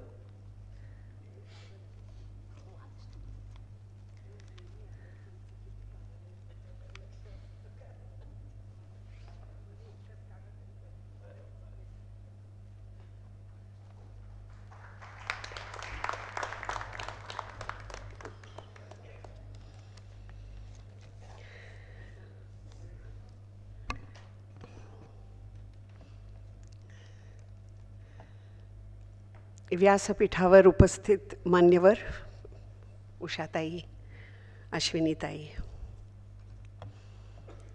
आणि इतर साहित्यिक, लेखक, माझे लाडके श्रोते, मुंबई मराठी साहित्य संघ आणि डॉक्टर भालेराव आणि कुटुंबीय या सगळ्यांची मी खरंच मनापासून आभारी आहे की माझा यशवंत पुरस्कारासाठी आधी विचार केला. मला खरं जेव्हा उषाताईंचा फोन आला तेव्हा मी म्हटलं साहित्य संघाच्या पुरस्कार म्हणजे मला कशा निमित्त आहे. त्या म्हणाल्या असं काही नाही आहे, आम्ही विविध क्षेत्रातील व्यक्तींना हा देतो. माझ्याबरोबर इतर जे मान्यवर ज्यांना इथे पुरस्कार मिळाला आहे त्या सगळ्यांचं मनपूर्वक अभिनंदन. सगळे माझ्यापेक्षा मोठे आहेत, साहित्यिक आहेत, थोर आहेत. तुमचं खूप मनपूर्वक अभिनंदन.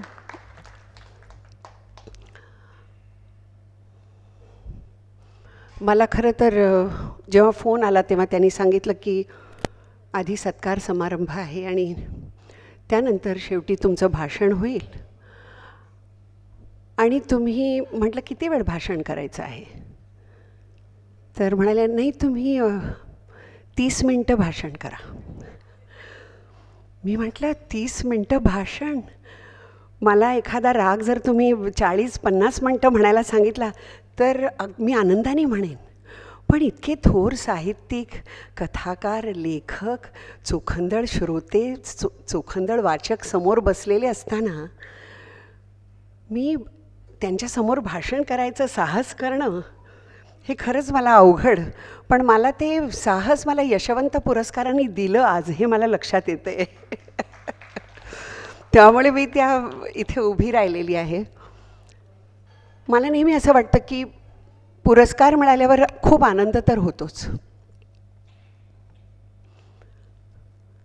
मनाला अगदी सुख मिळतं, अहंकार सुखावला जातो, खूप बरं वाटतं. लहानपणापासून सूर लावल्यावर श्रोत्याची जी दाद मिळालेली आहे त्याची जणू सवय झालेली आहे की आपण गायचं, समोरच्यानी दाद द्यायची, त्यांनी दाद द्यायची, आपण अजून चांगलं गायचं, आपण अजून चांगलं गायचं, त्यांनी अजून दाद द्यायची. आणि हा जो देण्या घेण्याचा जो हा संवाद आहे तो गेले अनेक वर्ष अविरत चालूच आहे. आणि मला असं वाटतं की पुरस्कार म्हणजे काय आहे तर ही संपूर्ण संस्था मुंबई मराठी साहित्य संघ, त्या संस्थेची सगळे कमिटी मेंबर्स, त्याचे असलेले मेंबर्स, त्याच्या पाठीमागे असलेले वाचक श्रोते या सगळ्यांची मिळून माझ्या पाठीवर पडलेली थाप म्हणजे हा पुरस्कार आहे. त्यामुळे त्याचा मला खरं सुखावणारा हा क्षण आहे, आनंद देणारा क्षण आहे. आणि म्हणून मी खूप आभारी आहे तुमची. हे भाषण करण्याचं धाडस येण्याचं अजून एक कारण आहे. एक तर यशवंत पुरस्कार, दुसरं म्हणजे मला आठवतं आहे लहानपणी मी जेव्हा वसंतराव कुलकर्णींकडे गाणं शिकत होते त्यावेळेला आमच्या क्लासची गुरुपौर्णिमा होती. खूप मान्यवर आलेले होते, पंडित C.R. व्यास, माणिक वर्मा, जितेंद्र अभिषेकी, यशवंतबुवा जोशी, सगळे समोर बसलेले होते. एकापेक्षा एक मोठे गायक आणि सहसा कोणाच्याही चांगल्या गाण्याला मान न डोलवणारे, पटकन दाद न देणारे असे सगळे ते बसलेले होते. मी आणि आमच्या गुरुपौर्णिमेला अनेक मुलांची गाणी असायची आणि नेमकं गुरुजींनी मलाच उठवलं. मला म्हणाले आता तू गा. आणि खरं माझी वेळ 8 वाजताची होती, परंतु 6 वाजताच त्यांनी माझी वेळ मला म्हणाले नाही तू गा. म्हटलं हो सर मला खूप भीती वाटते हो, इतके मोठे मोठे लोक बसलेले आहेत, मी कशी गाऊ. तर मला म्हणाले की समोरचा श्रोता जो आहे ना त्याच्याकडे अजिबात लक्ष देऊ नको, तुला जेवढं येतं आहे तेवढं बेधडकपणे गा. त्यामुळे तो बेधडकपणा जो आहे तो मला नेहमी मदत करत आलेला आहे. आजसुद्धा तोच बेधडकपणा मला मदत करतो आहे असं मला वाटतं आहे. कारण इतकं सगळे उत्तम बोलणारे आहेत मंडळी. आणि मला जेव्हा अर्धा तासाची वेळ दिलेली होती तेव्हा मी खूप म्हणजे विचारच करत होते की अर्धा तास मी काय बोलू. आणि आम्ही जेव्हा इथे स्टेजवर बसलो तेव्हा माझ्या बाजूला उषाताई होत्या आणि समोर कार्यक्रमाचं संपूर्ण शीट होती की आता प्रास्ताविक, मग भाषण, मग पुरस्कार प्रदान सोहळा, मग खांडेकरांचं 3 मिनिटाचं भाषण, मग ह्यांच्या सत्काराची 3 मिनटं, अजून कोणाच्या सत्काराची 3 मिनटं, कविता कांबळी यांचं भाषण 3 मिनटं, आरती अंकलीकर यांचं भाषण 3 मिनटं. म्हटलं अरे वा, आपण सुटलो आता, आपल्याला 3 मिनटात गुंडाळायचे भाषण. मी उषाताईंना म्हटलं की मी 3च मिनटं बोलायचं आहे ना, 3च आहेत ना मिनटं माझी. तर त्या म्हणाल्या नाही, ते 0 छापायचं राहिलं. मला खरं तर आज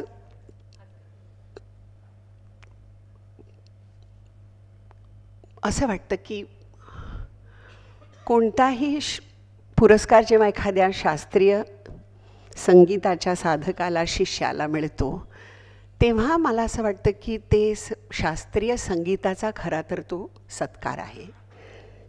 कारण का हे संगीत अविरत करत राहणं हे सोपी गोष्ट नाही. मला परवाच कोणीतरी म्हणालं की एक मोठा पुरस्कार एका शास्त्रीय गायिकेला मिळाला ज्यांचं खूप नाव नाही.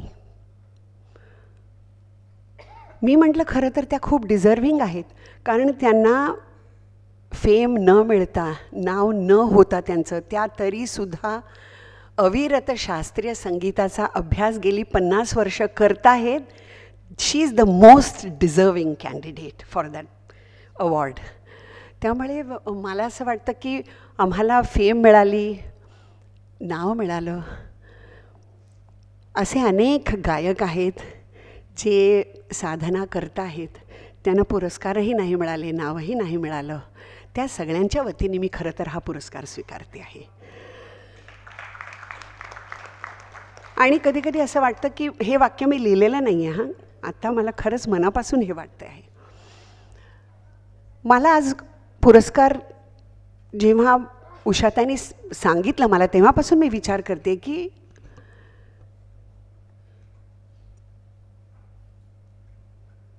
मला पुरस्कार मिळवण्यामागे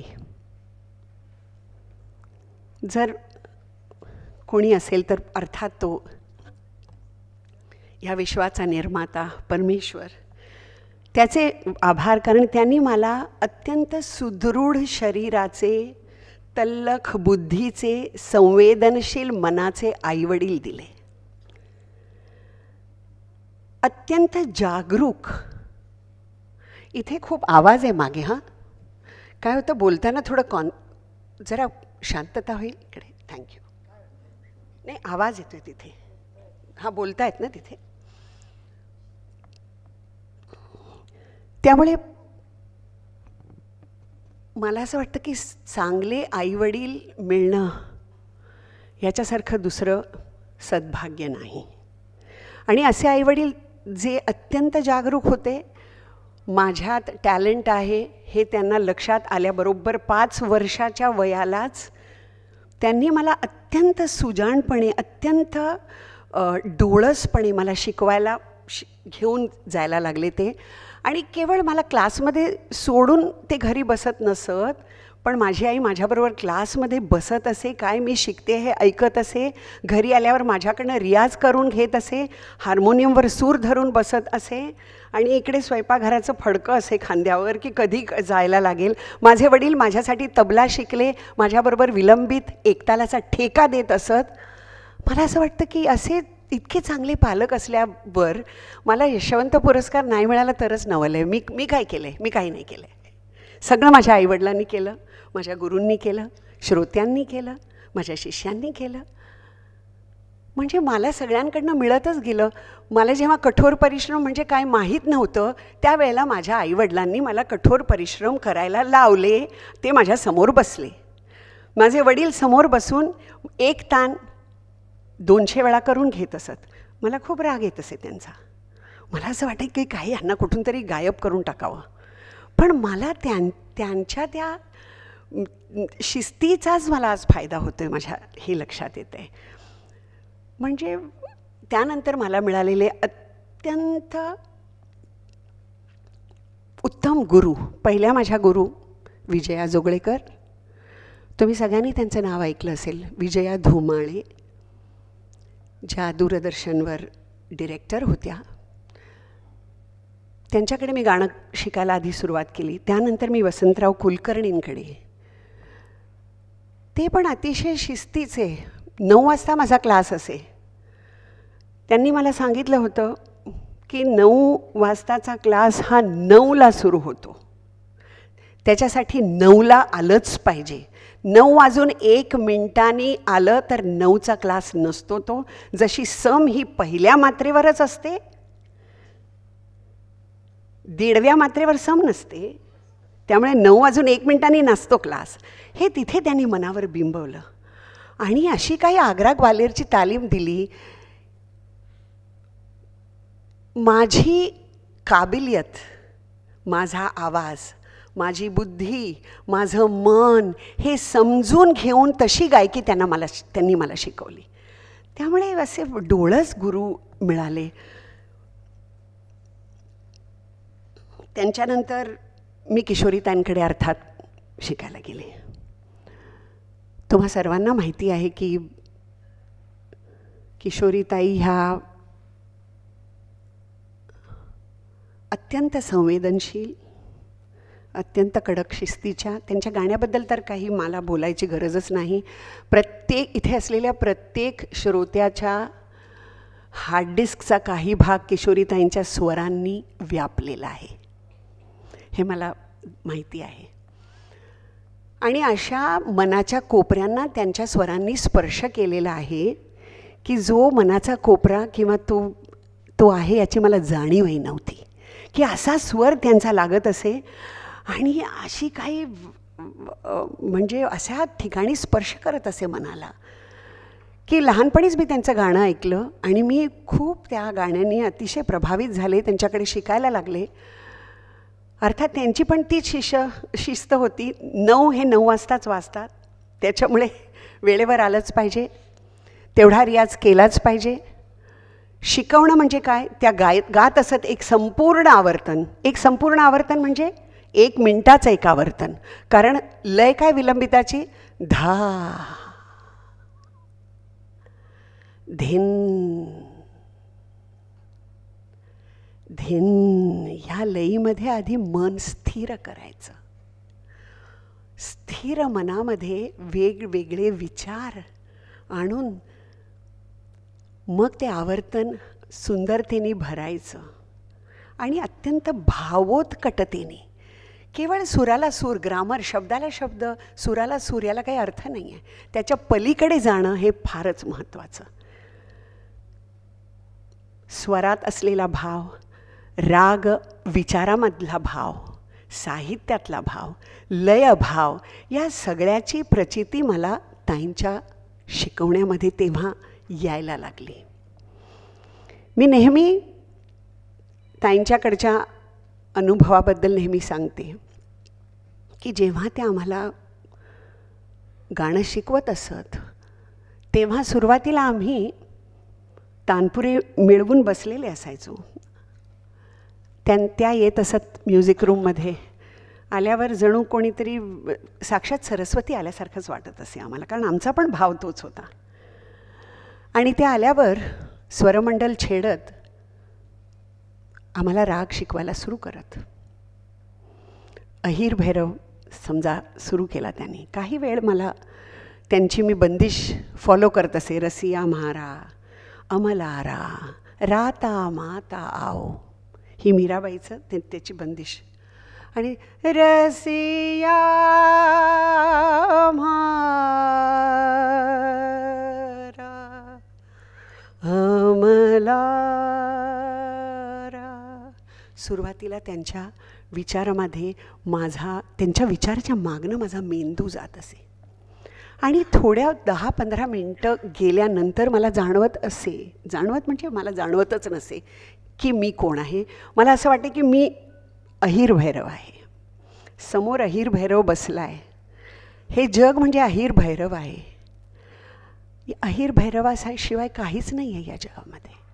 ही जी भावना आणि हा जो अनुभव त्यांच्याकडे जो आला तो अद्भुत. आणि त्या वाटण्याच्या मागे मी लागले की तो अनुभव काय आहे आणि तो अनुभव मला परत परत कसा घेता येईल आणि परत परत दुसऱ्यांना कसा देता येईल, हाच प्रवास सुरू झाला. कधी तो देता आला, कधी घेता आला, कधी देता आला नाही, कधी घेता आला नाही, पण प्रयत्न ते कंटिन्यू करत राहिले. अशा किशोरीताई. त्यानंतर मला भेटले पंडित दिनकर कायकिणी. ते पण एक ऋषी. त्यांनी सांगितलेली काही काही वाक्य मला सगळ्या ह्या संगीत रसिकांना सांगावीशी वाटतात. त्यांनी सांगितलं की शास्त्रीय संगीताचं खरंच जे मर्म आहे ते स्वरस्थानांमध्ये नाही आहे, की सा रे ग पा ग रे सा रे ग पा धा पा ग रे सा असं नसून दोन स्वरांना जोडणाऱ्या दुव्यामध्ये आहे. म्हणजे प ग प रे रे, तो जो ब्रिज आहे तिथे गाणं आहे, तिथे भाव आहे, तिथे त्या गाण्याचा आत्मा आहे. किती सुंदर एक वाक्य आयुष्यभर पुरण्यासारखं आहे खरं तर हे, की दोन. नाहीतर काय मुलांना आपण कसं शिकवतो, नी रे ग म ध री सा री ध प म ग रे सा, म्हणजे यमन नाही आहे. प रे ग, यमनाची ती मींड, ते कुठले जे वादी संवादी आहेत त्यांचा संवाद, हे तर सगळं महत्त्वाचं आहे. आणि दुसरं एक त्यांचं अतिशय महत्त्वाचं सुंदर वाक्य म्हणजे शास्त्रीय संगीत हे मनोरंजनासाठी नसून आत्मरंजनासाठी आहे. त्यामुळे अशी मोठी मोठी माणसं मिळत गेली. सांगितलं तसं आईवडील आणि लग्न झाल्यानंतर अर्थात माझे सासू सासरे इथलेच गिरगावातले.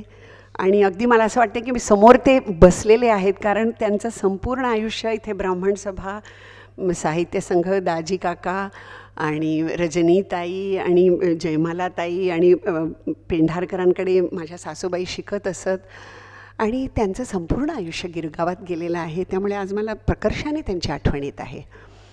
आणि त्यांनीसुद्धा मला अतिशय अनकंडिशनल सपोर्ट दिला. म्हणजे आज आपण 2025मध्ये इक्वॉलिटी आणि स्त्री सशक्तीकरण वगैरे बोलतो, पण बेमालूमपणे आमच्या घरी हेच होतं. म्हणजे मला कधीही अनइक्वल वाटलं नाही, मला कधीही कुठल्याही डिसिजनसाठी कोणाला विचारावं लागलं नाही, सगळं आपोआप घडत होतं. माझ्या सासऱ्यांनी मला लग्न झाल्याबरोबर सांगितलं की तू आमच्या घरी लग्न होऊन आलेली आहेस, तुझं गाणं तू अविरत कर, तुला जे करायचं आहे ना ते कर, बाकीच्या गोष्टींसाठी तू आमच्या घरात आलेली नाहीस. मला असं वाटतं हे 1985मध्ये असे सासू सासरे मला मिळाले. अर्थात माझा नवरा समोर बसला आहे त्यामुळे त्याची तारीफ मला करावीच लागेल, पण तो खरंच काबिले तारीफ आहे. मला तो माझा नवरा म्हणजे आहे, लोकांना तो म्हणजे नवरा आहे, पण खरं सांगायचं तर तो माझा मित्र आहे, अतिशय चांगला माझा सखा आहे. मला आठवतं आहे की 1985मध्ये आमचं लग्न झालं तेव्हा लगेच एप्रिल महिन्यात जाकीर भाईंचा वाढदिवस होता. आणि उदय आणि मी त्यांना विश करायला गेलो. त्यांच्या घरीच आम्ही वाढदिवसानिमित्त कार्यक्रम होता. गुलाम अली जी गायला आलेले होते, गझल्स गाणार होते ते. आणि मग आम्ही जाकीरबाई अर्थात मला ओळखत होते आणि उदय आणि मी गेलो आणि आम्ही त्यांना नमस्कार केला आणि म्हणाले, अरे आरती, अरे वा, और ये कौन है? त्या असं म्हटल्याबरोबर उदयनी नमस्कार करून उदय म्हणाला, मैं उदय टिकेकर अंकलीकर. त्याच्यासाठी टाळ्या वाजवा ना थोड्या.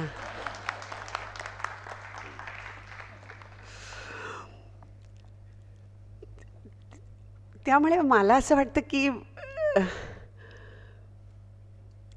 मी नदीमधला एक दगड आहे.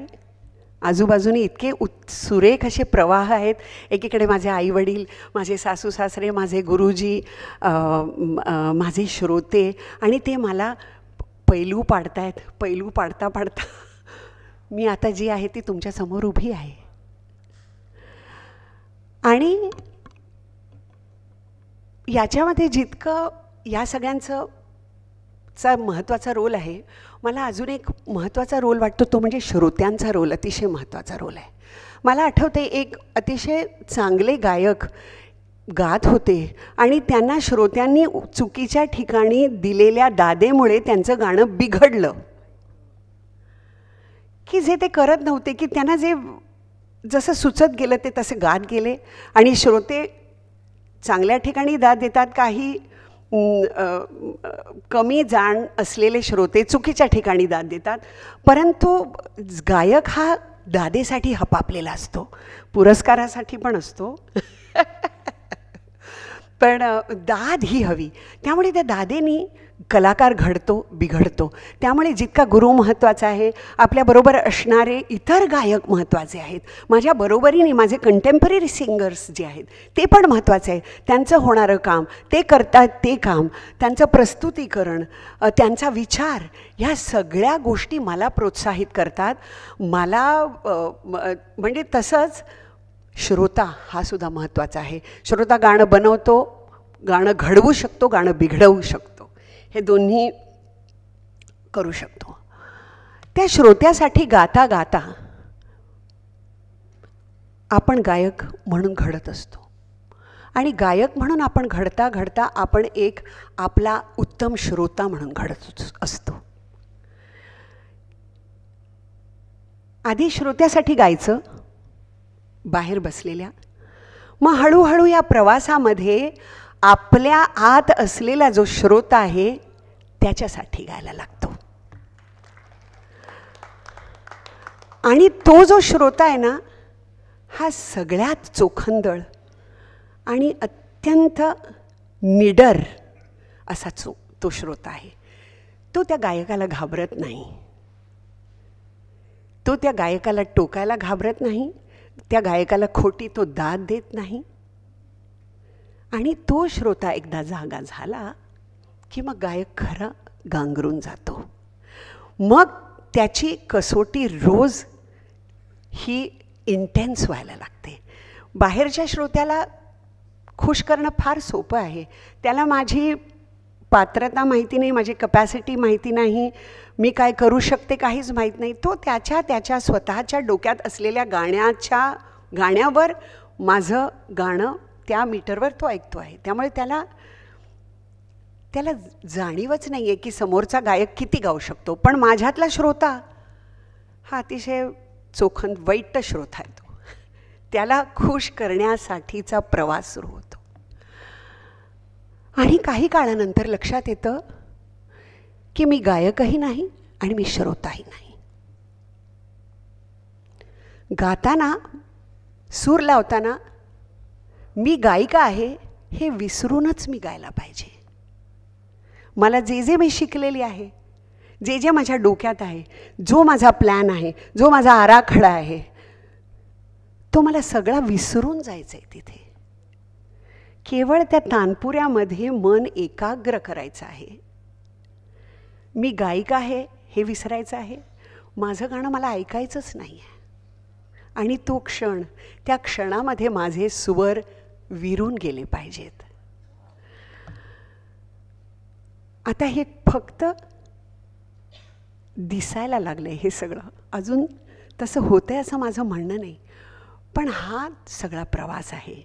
मला असं वाटलं की हा सगळा प्रवास तुमच्यासमोर उलगडावा. आणि नेहमी कुठल्याही अध्यक्षाचं भाषण करायला जेव्हा अध्यक्ष खुर्चीवरनं उठतो आणि मी जेव्हा श्रोत्यांच्या खुर्चीत असते तेव्हा नेहमी माझं लक्ष अगदी बारकाईने मी त्यांच्या हातात असलेल्या कागदांकडे असतं माझं, की किती मोठा त्यांच्याकडे कागदाचा गठ्ठा आहे. पण मी एकच पान आणले, पण विषय खूप मोठा. त्याच्यामुळे मला जे म्हणायचं होतं ते मी तुम्हा सगळ्यांना सांगितलेलं आहे, तुमच्याशी आता मी शेअर केलेलं आहे. त्यामुळे माझ्या सगळ्या गुरूंना वंदन. आणि मी माझ्या भाषणाची सांगता जी आहे ती एका बंदिशीने करणार आहे. अनुराधा ये ना. आता रेकॉर्डिंग कोण करणार? व्हिडिओ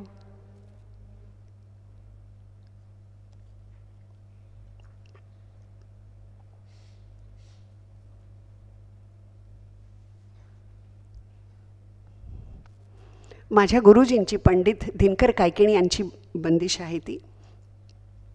समस्त कलाकार आणि म्हणजे यांच्या वतीने ही प्रार्थनाच आहे. तो एक तराना आहे ज्याला तराना नुमा म्हणतात. पहिला भाग हा तरान्याचा आहे. अंतरा जो आहे तिथे त्यांनी काही शब्द लिहिलेले आहेत. ओ दे तन तन दे रे ना. हा मायक्रोफोन खरं गाण्यासाठी अतिशय वाईट आहे हो. आणि ते माईकवाले कुठे आहेत? ते गेले का? नाही, तू पण घे ना. तो तिथे आहे बघ माईक. हो, तर तरान्याचा पहिला भाग जो आहे, ओ दे तन तन दे रे ना, दे रे ना दे रे ना दे रे ना, दीम दीम तदीम दीम तदरे दानी, ओ दे तन तन दे रे ना. अंतरा फार सुंदर आहे.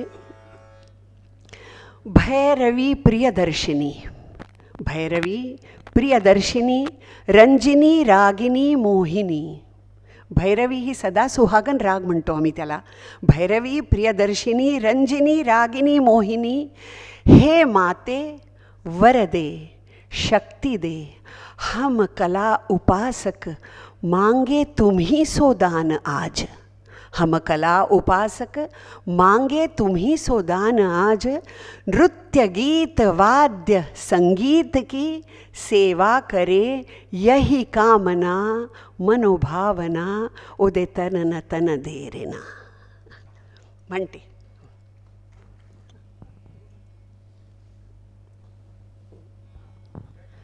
रे दनान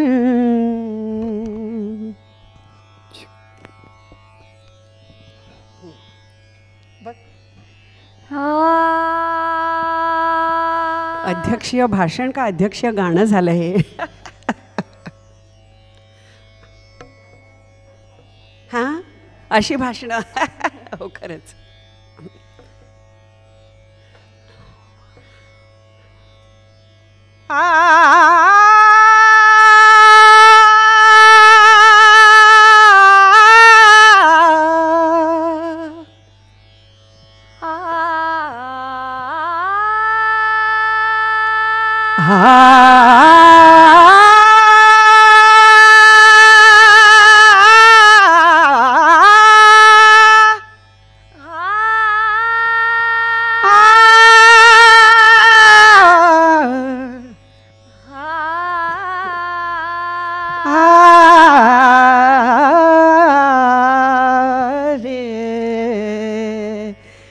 ओ दे तनन तन दे रे ना, ओ दे तनन तन दे रे ना, ओ दे तनन तन दे रे ना, ओ दे तनन तन दे रे ना, दे रे ना दे रे ना दे रे ना.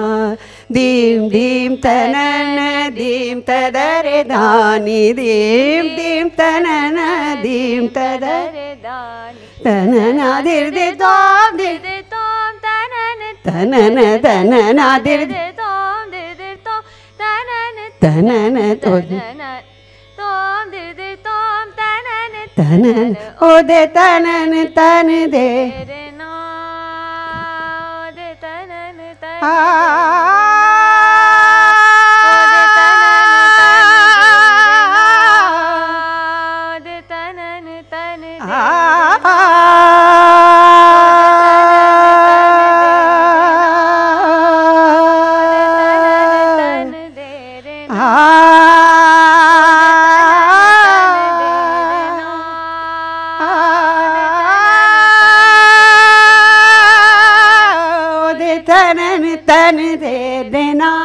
धन दे देना, धन दे देना।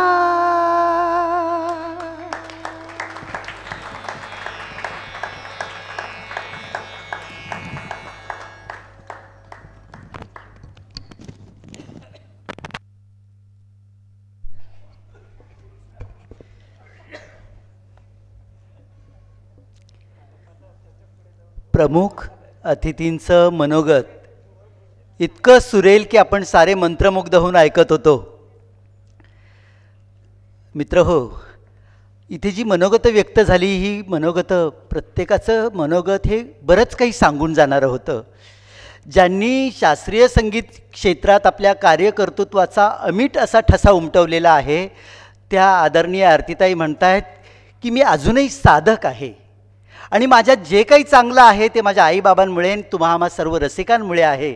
केवढी ही मोठी गोष्ट आपल्या सर्वांच्याच मनाला उन्नत करणारी. तर धन्यवाद ताई. खूपच आम्ही सगळे भारावून सगळं ऐकत होतो. आणि आपला आता पुढचा कार्यक्रम म्हणजे अध्यक्षीय समारोपाचा. पण तत्पूर्वी मी आपल्या कार्यक्रमाच्या अध्यक्ष प्राध्यापिका उषा तांबे मॅडम यांना विनंती करतो की त्यांनी आपल्या संस्थेच्या प्रमुख कार्यवाह डॉक्टर अश्विनीताई भालेराव यांचा पुष्पगुच्छ देऊन सत्कार करावा.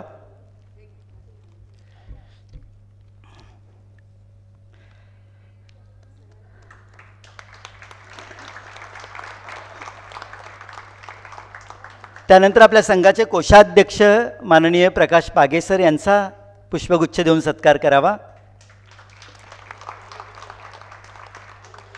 आपल्या संघाच्या उपाध्यक्ष माननीय डॉक्टर उज्ज्वला मेहेंदळेताई यांचाही पुष्पगुच्छ देऊन सत्कार करावा.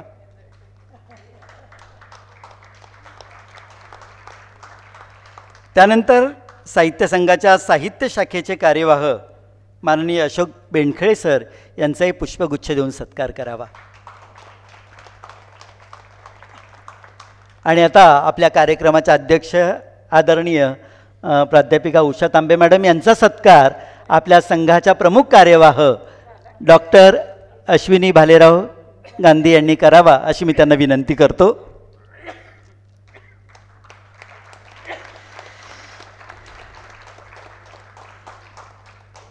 आणि मी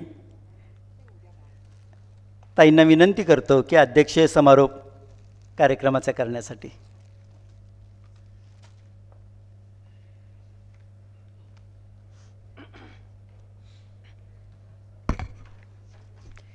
नमस्कार.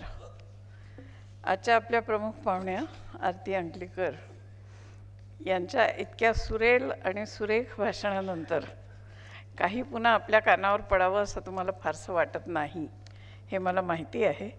परंतु काही सभेचे संकेत असतात त्याप्रमाणे अध्यक्षीय समारोप थोडक्यामध्ये मी करते आहे.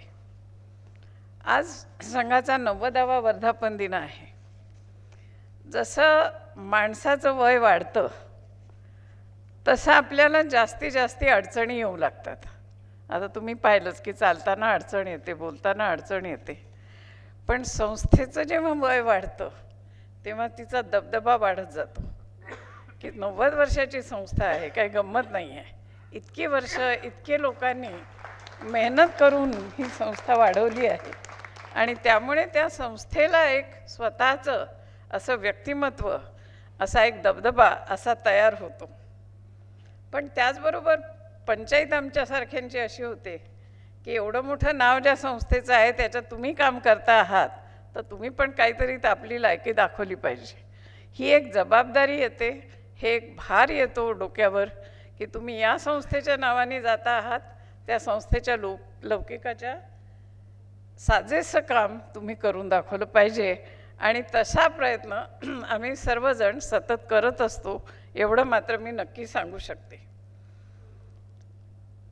मराठी साहित्य क्षेत्रातल्या असामान्य कामगिरींबद्दल आज आपण अनेक साहित्यिकांना सन्मानित केलं आहे. त्या सर्वांचं मी अभिनंदन करते. या साहित्य कृतींमध्ये मला एक विशेष गोष्ट आपल्याला जाणवून द्यायची आहे. असं लक्षात येतं की मराठी साहित्यामध्ये नवे विचार, नव्या भावना, नवे जोम हे पुन्हा पुन्हा दिसत आहेत.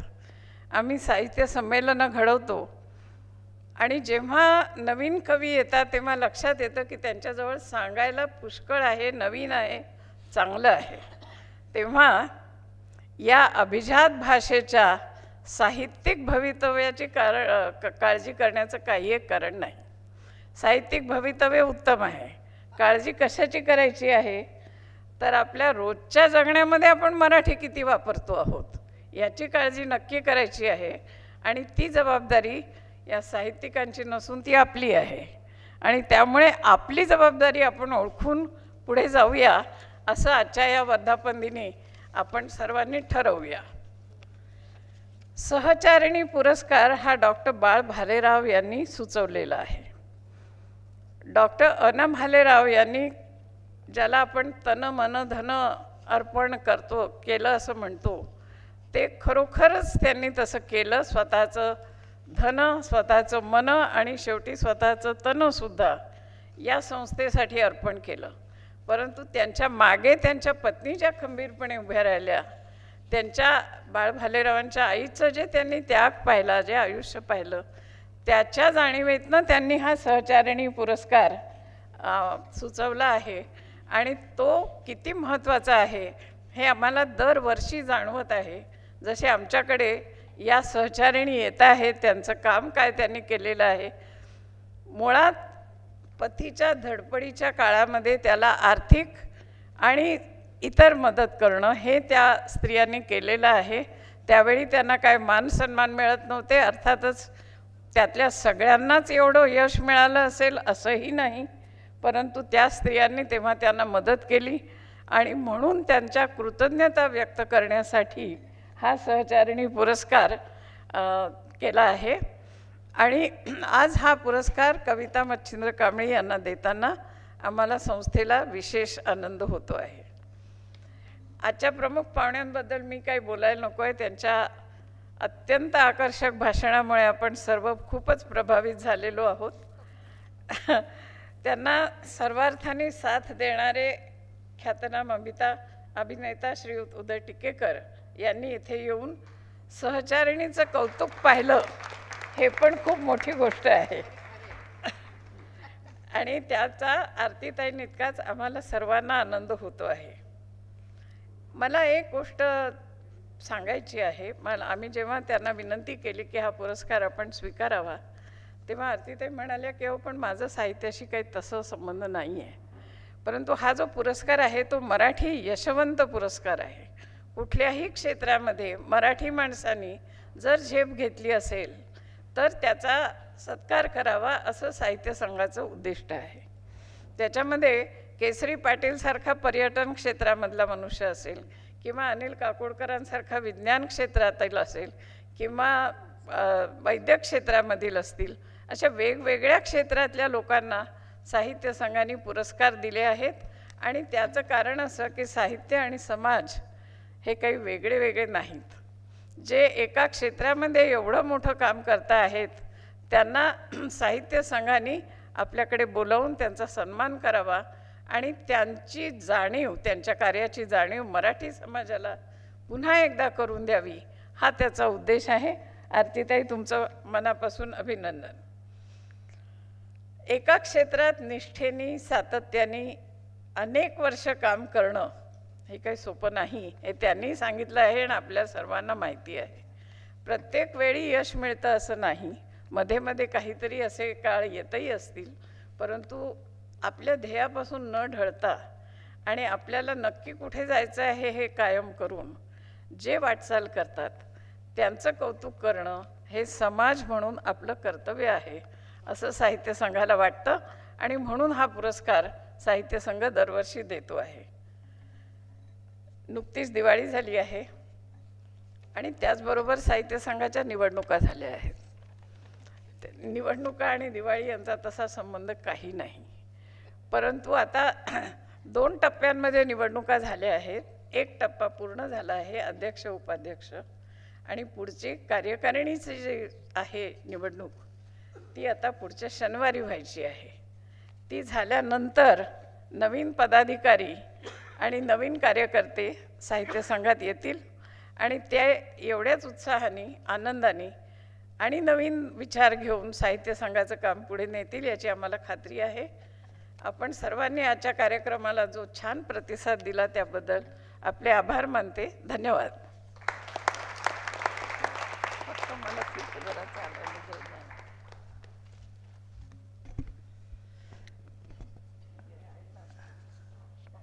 धन्यवाद तांबे मॅडम. मित्र, शेवटचा गोड कार्यक्रम म्हणजे आभाराचा, आणि हे आभार प्रदर्शन करण्यासाठी संस्थेच्या उपाध्यक्ष माननीय डॉक्टर उज्ज्वला मेहेंदळे यांना मी विनंती करतो.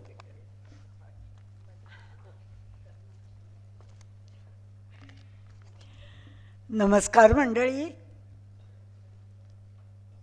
प्रमुख पाहुण्यांचं आणि अध्यक्षांचं इतकं सुरम्य आणि सुंदर भाषण ऐकल्यानंतर आभाराचं भाषण म्हणजे अगदीच चला आता उठूया असा विचार करायला लावणारं. पण तसं नाही. हे सगळे लोक आणि मुख्यतः श्रोते या कार्यक्रमासाठी मुद्दाम इथे आले तेव्हा त्यांचे आभार मानणं हे नुसतं कर्तव्य म्हणून नाही, तर आम्हाला आनंद वाटतो म्हणूनही महत्त्वाचं आहे. गर्दी आणि दर्दी असं नेहमीच म्हटलं जातं. गर्दी जरी खूप नसली तरी दर्दी इथे आहेत. आणि इथे व्यासपीठावर बसलेले तर सगळे विद्वज्जन इथे आपल्याला दिसत आहेत. त्यांचे आभार प्रथम मी मानणार आहे. सगळ्यात प्रथम श्रोत्यांचे आभार, शेवटपर्यंत कार्यक्रमाला बसल्याबद्दल, सगळी भाषणं अतिशय सुंदर झाली ती ऐकली याबद्दल. ज्या वेळेला हे पुरस्कार निवडले जातात तेव्हा अगदी पहिल्या प्रथमच आमच्यासमोर माननीय शास्त्रीय गायिका आरतीताई अंकलीकरांचं नाव आलं आणि सगळ्यांनी ताबडतोब होकार देऊन टाकला. सर्व मान्यता त्याला मिळाली आणि त्यांचं नाव मराठी यशवंत पुरस्कारासाठी मान्य केलं गेलं. आरतीताईंना विचारल्यावर त्यांनी संमती दिली. त्यामुळे आरतीताईंचे मी मनापासून आभार मानते, अभिनंदन करते आणि धन्यवाद देते. वर्धापन दिनाच्या दुसऱ्या पाहुण्या म्हणजे श्रीमती कांबळे. खरं म्हणजे त्यांना चालायलाही त्रास होतो आहे तरी त्या म्हणून आल्या, 2 शब्द बोलल्याही. त्यांचेही मी मनापासून आभार मानते. मच्छिंद्र कांबळी हे साहित्य संघाशी अत्यंत जवळचे निकटचे संबंधित होते. आम्ही शेवटची जी मीटिंग घेतली त्याला ते आले होते, त्यामुळे तेव्हा ते भेटले होते. त्यांच्या पत्नींना हा सहचारिणी पुरस्कार मिळाला.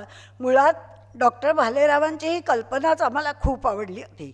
आत्ताच उषाताईंनी जे सांगितलं की प्रत्येक पुरुषाच्या मागे स्त्री ही असतेच, आणि तसंच या सहचारिणी पुरस्काराच्या मागचंही कारण आहे. तर तसा हा पुरस्कार त्यांना दिला आणि त्यांनी तो मान्य केला. याच्याबद्दल मी त्यांचेही मनापासून आभार मानते.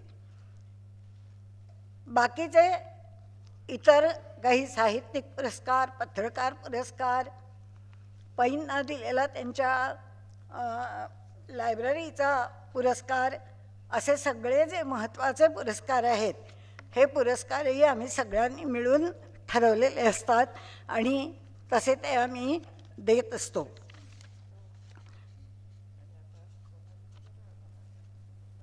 मुंबई मराठी साहित्य संघाचं जे हे सगळं काम आहे हे एक टीमवर्क आहे. आणि आत्ताच अनेकदा जो उल्लेख झाला की नुकत्याच निवडणुका पार पडल्या, आता पुन्हा एक नवीन टीम इथे येईल, नवीन सगळे पदाधिकारी येतील, ते त्यांचं साहित्य संघाचं काम चालू ठेवतील. इतके वर्ष चाललेली ही संस्था अव्याहतपणे पुढे चालू राहावी आणि तितक्याच जोमाने चालू राहावी यासाठी आम्ही सगळेच प्रयत्न करू, अशी ग्वाही मी साहित्य संघाचे सभासद म्हणून देते. या सगळ्यात एक महत्त्वाच्या गोष्टी काही राहून गेलेल्या असतात.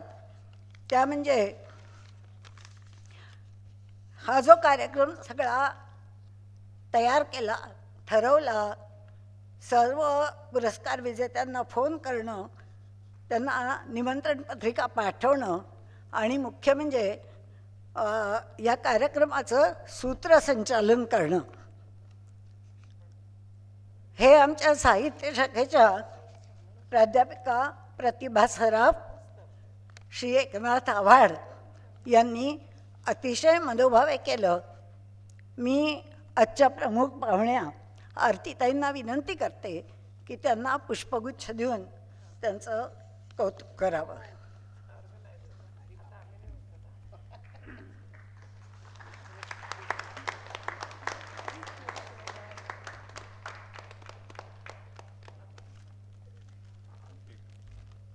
श्री एकनाथ आव्हाड बालसाहित्यकार म्हणून ते प्रसिद्ध आहेत.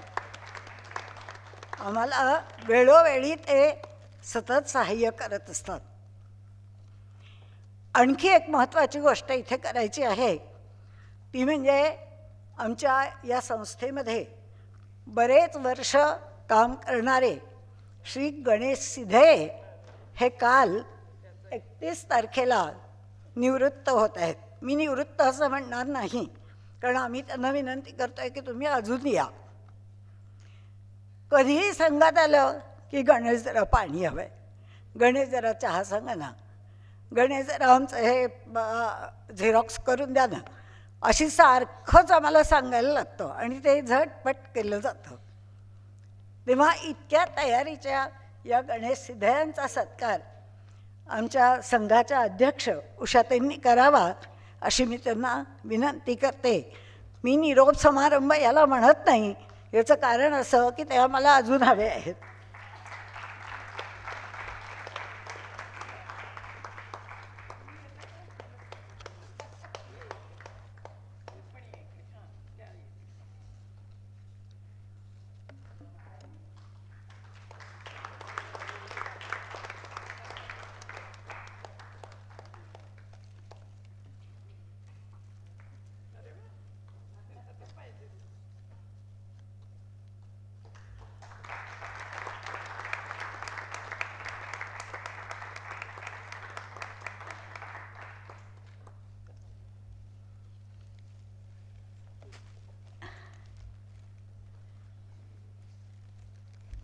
दिवाळी नुकतीच झाली आहे, तेव्हा बाहेर सगळ्यांना फराळाची पाकिटं देण्याची व्यवस्था आहे.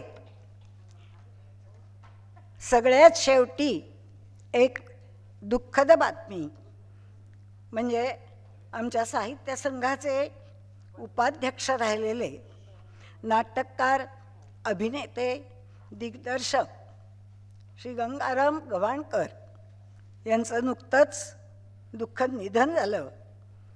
त्यांना मुंबई मराठी साहित्य संघातर्फे मी श्रद्धांजली वाहते आणि मुंबई मराठी साहित्य संघाचा हा 90वा वर्धापन दिन संपूर्ण झाला असं मी घोषित करते.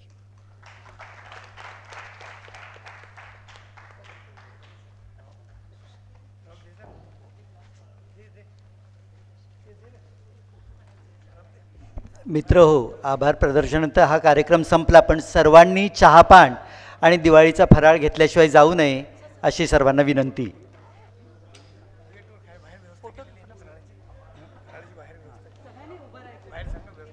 बाहेर व्यवस्था केलेली आहे.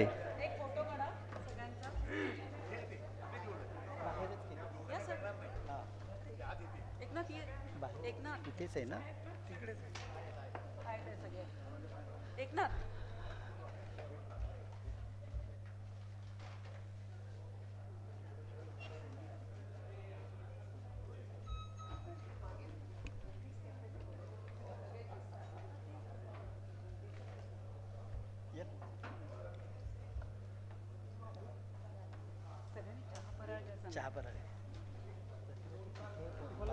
चहा फराळ घ्या सांगा, बाहेर गेलं की चहा फराळ आहे सर. ओके ओके झालं का? काही दोष आहे?